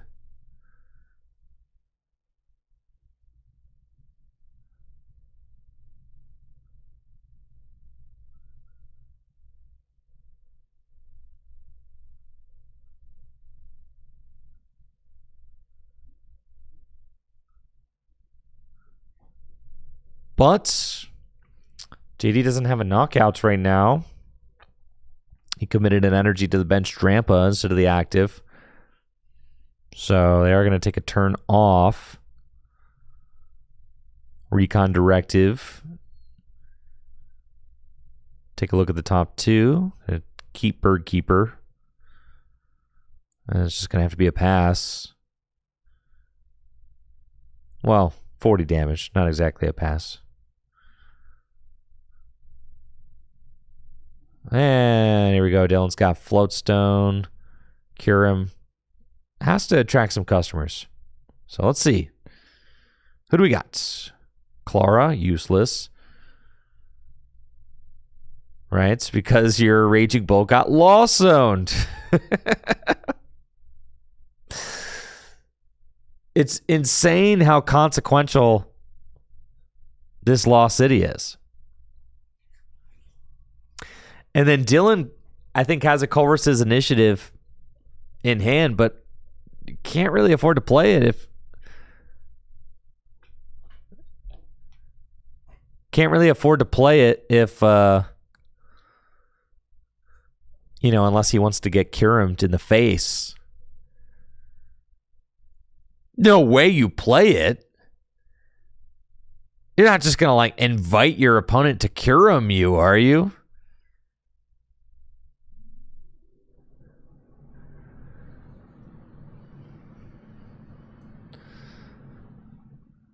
You can't play it.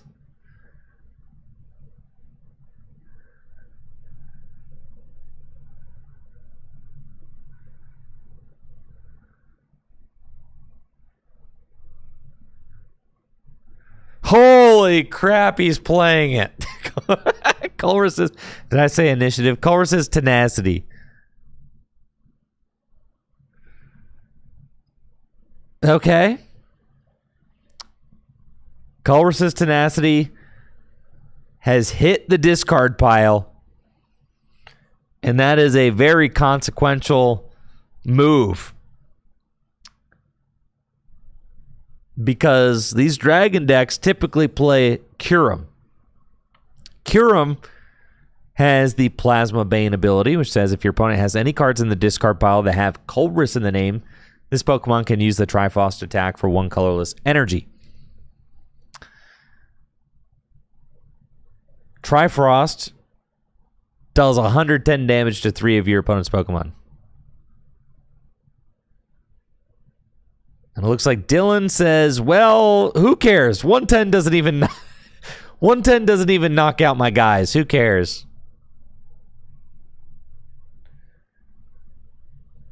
So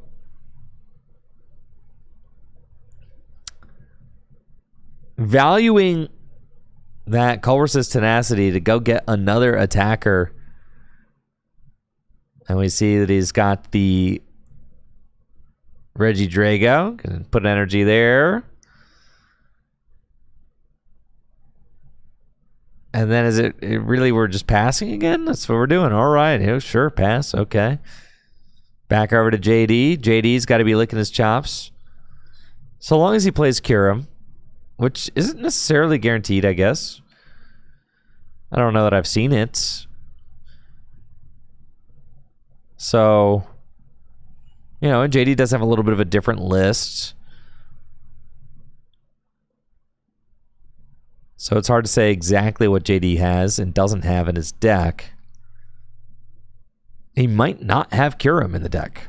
I mean, it is certainly a possibility. Curum is really only good if your opponent plays Culver's. Otherwise, it's unusable.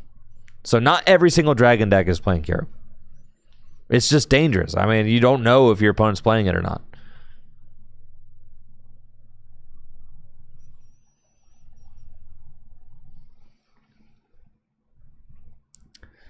You got a letter.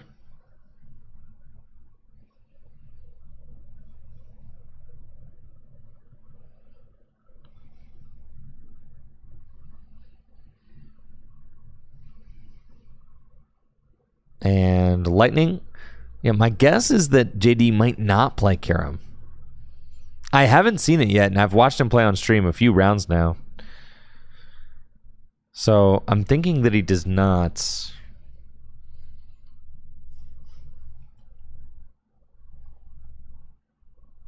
But I could certainly be wrong. I guess we get a look at his deck now. I don't think I see it, guys. So yeah, no Kyurem. I think Dylan is safe. JD gonna play Lance as the support for turn. I know Dylan plays Kyurem. I've seen it multiple times. He's got it in his hand right this second. But JD, I don't believe plays it. He's got a lot of other Pokemon in the deck. Garchomp, for instance. Tricloak.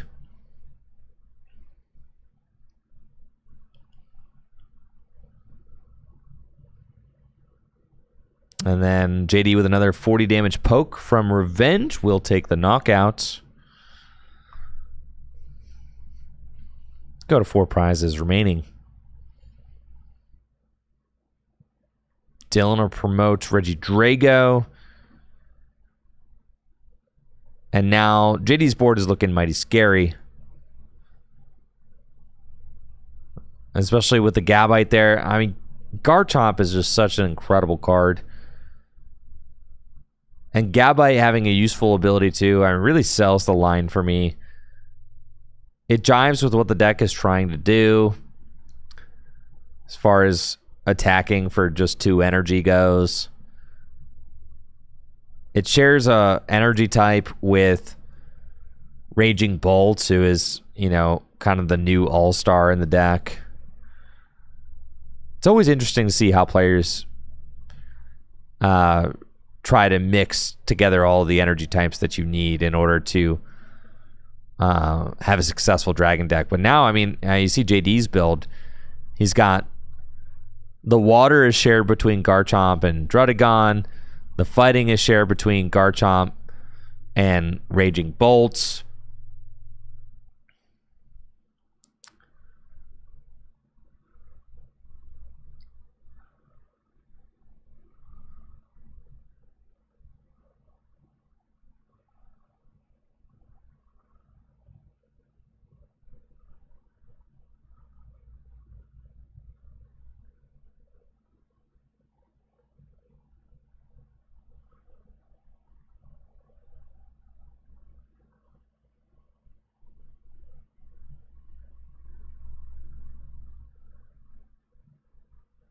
All right, Fire Energy, Floatstone to the active.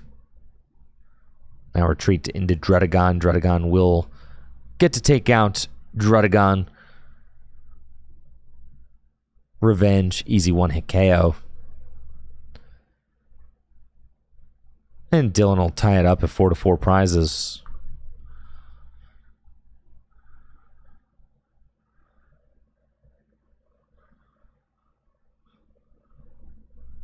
Let's see what JD's got. Taking a look at his board. Garchomp, certainly the play here. We know he's already got Garchomp in hand. Double Dragon Energy off of the Recon Directive. Feels pretty good as well.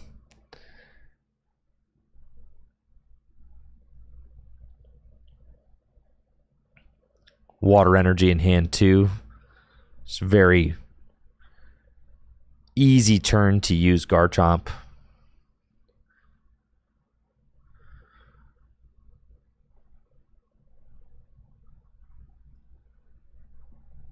And off of the attract customers, going to be Guzma Grab.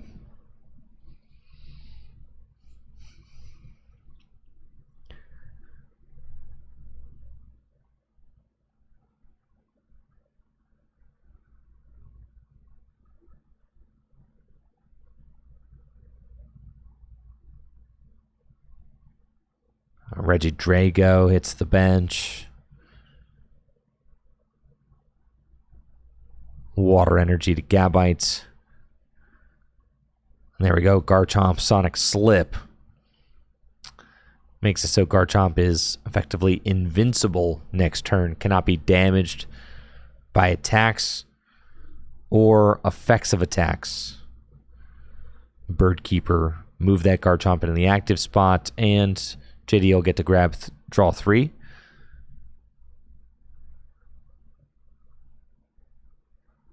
Finds Floatstone, Quick Ball, Trainer's Mail. Could use Quick Ball to thin an unwanted card out of the deck. So I like that. No reason to use the Trainer's Mail yet.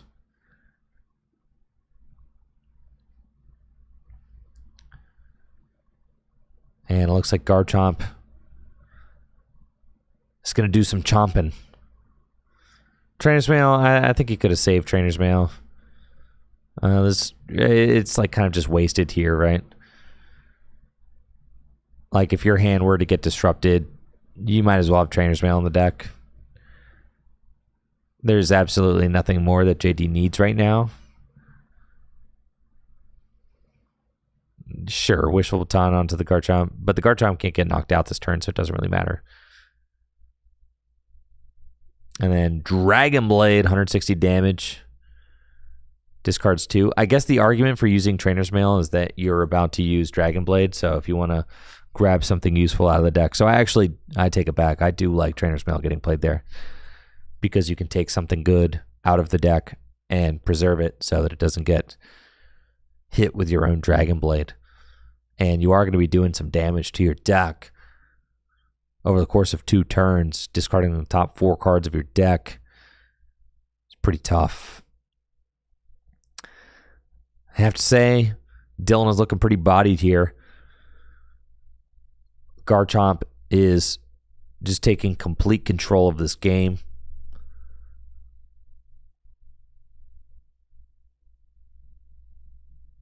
And Dylan doesn't have a real valid way to move around it. Oh, he's got Rope in hand. I take it back. That's actually the perfect way to move around it. Yeah. Rope is actually exactly what you want. I did not see Guzma in his hand or Boss, but he does have Escape Rope, so Rope will do it.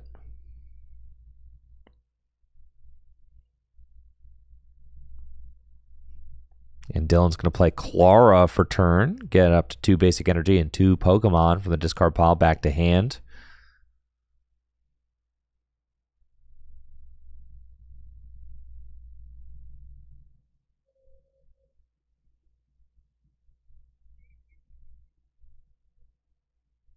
Stormy Montano, go find Drampa.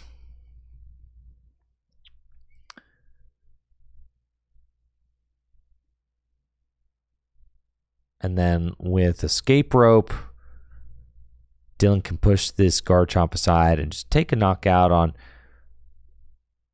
whoever JD decides to promote. Fire Energy to... Is he trying to double attach here? Oh no, there's a Reshiram in the active. I see. Yes. Turbo Blaze. Turbo Blaze literally lets you double attach. That's the point. When Reshiram is in the active spots, you get to attach Fire Energy from your hand to one of your bench Dragon Pokemon.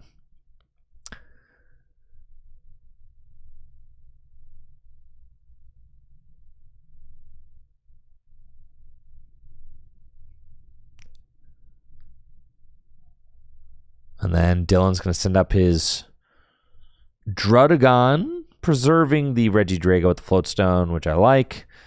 Makes sense. Druddigon is going to take that KO. Bring Dylan down to 3 prizes remaining. Tie it up.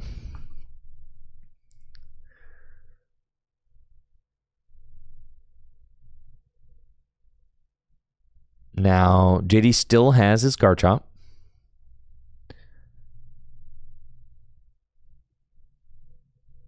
Gonna play Raihan and get an extra energy accelerated in play, which is a big deal. Does have to be wary of the deck. So I would take Rescue Stretcher probably, just to make it so that you don't like ever deck out. You want the recovery card. Yeah, I agree with that. Because JD is like close to decking out. So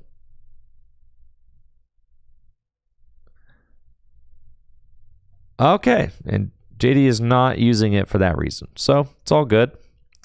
Gonna just Rescue Stretcher. At this point, you gotta figure it's just 3 prizes left to take. So if you go double Dragon Energy onto Drudagon and take the knockout with Drudagon, I actually prefer that play. You don't really want to attack with Garchomp again if you don't have to. So kind of just save Garchomp.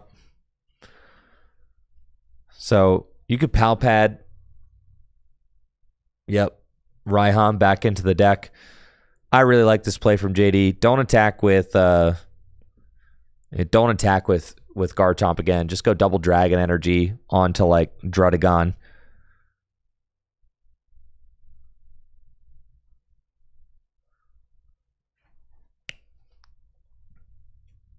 And just like that, JD has got Raihan back in hand. Palpad, Raihan into deck. Tatsugiri. Get Raihan back. I really don't like to see the Garchomp going in again. It just feels dangerous. You're like, what? You're like, you think you know what your opponent's deck is made of, but like you don't actually know like all 60 of your opponent's cards. And you do kind of open up some potential lose conditions by letting your deck get that low. I mean, I think JD's deck only has maybe like 2 or 3 cards in it.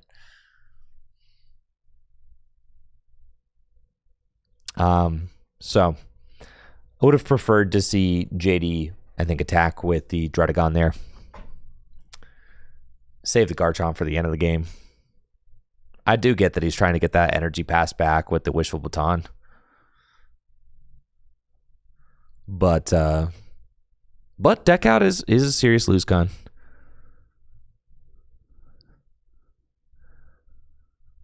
If JD doesn't have a way to replenish his deck, you know, and if Dylan had a way to stall him out for a couple of turns, I mean, things could get dicey pretty quick.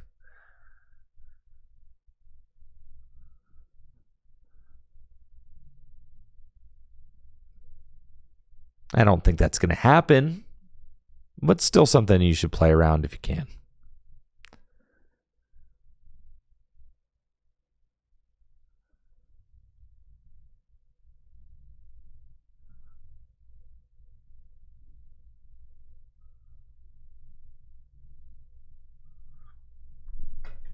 Oh yeah, Dylan does have Energy Guzma in hand. If you wanted to take out something else. I mean, the Garchomp's right here, though. You do hate to just kind of give your opponent the Wishful Baton energy, but it doesn't really matter. At this point, it kind of feels like the Dragon deck.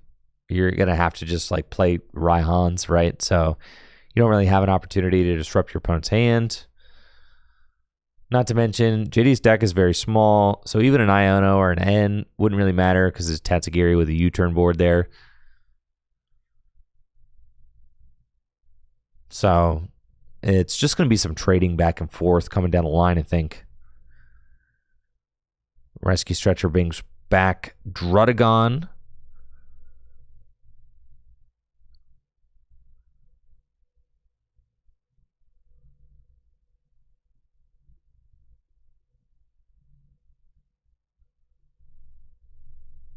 And Tatsugiri goes down, sure. Kyurem getting benched. Not Kyurem getting benched.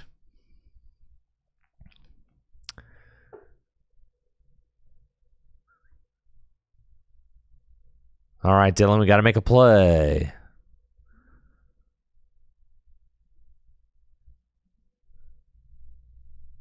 Dylan is trying to see if there is an alternate win con available with as low as JD's deck is. Makes sense.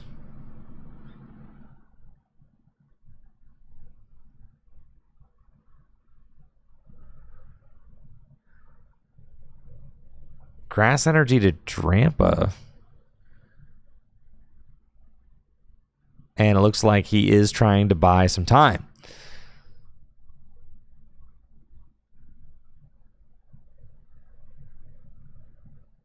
Tatsugiri, track customers, finds Volkner. And I think Dylan is officially going for the deck out strategy. JD still has Floatstone and Guzma and Double Dragon Energy, though, so this strategy is probably not working.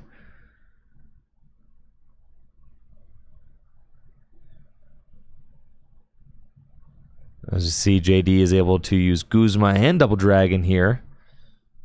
Take the knockouts with the Reggie Drago. And go to just one prize remaining.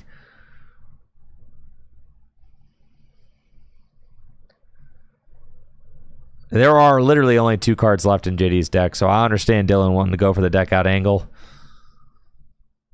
Just imagine Dylan plays Belelba and Bryson Man, though, right? Imagine JD loses here because Dylan plays Belelba and Bryson Man. That'd be so crazy. That'd be nuts.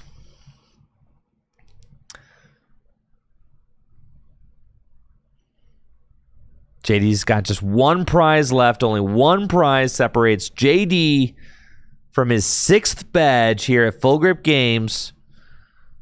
Has Dylan got anything in the tank? I don't think so. I think this is it, folks. Dylan has thought through all the different routes that he can. Peony is not going to do it. Stormy Mountains, one last scroll through the deck. Is there anything in here that can save him? And Dylan is circling the drain here. And that is the scoop. GG's. JD takes it all home with Dragon in an all-Dragon finals. Dylan just unable to keep pace with JD's Dragon deck. Garchomp really showing its stuff throughout this league night as JD was able to get Sonic Slip activated multiple times throughout the night, making his Garchomp invincible. Dragon Blade taking big one-hit KOs across the board. Huge congratulations to JD, who is now pulled into a dead heat, tied with Alex Carpenter for your Full Grip Games 2025 Gym Leader Challenge badge leader. They are both now tied at 6 badges apiece. And I'm excited to see how next week goes. Thank you all so much for tuning in tonight. It was a lot of fun. Sorry about the weird disconnect in the middle of the night. Somebody shut the power off, hit the breaker, and my whole studio went dark for a few seconds. So had to reboot everything. So I do apologize for that. This is not the end of the streams for me this week, though. We have got a big one tomorrow night at midnight. Oh, that is so late. The Destined Rivals Midnight pre-release happening tomorrow night at midnight Eastern time. For all you night owls out there, make sure to tune in. Or if you're on the West Coast, it's going to be starting at 9 p.m. West Coast time, midnight East Coast time. So we'll be doing that tomorrow. Destined Rivals is here, folks. And pre-release is happening tomorrow night at midnight here at Full Grip Games. Thank you guys so much for joining me tonight as we watch Gym Leader Challenge League here at Full Grip Games. I'll catch you tomorrow night at midnight for the Destined Rivals pre-release.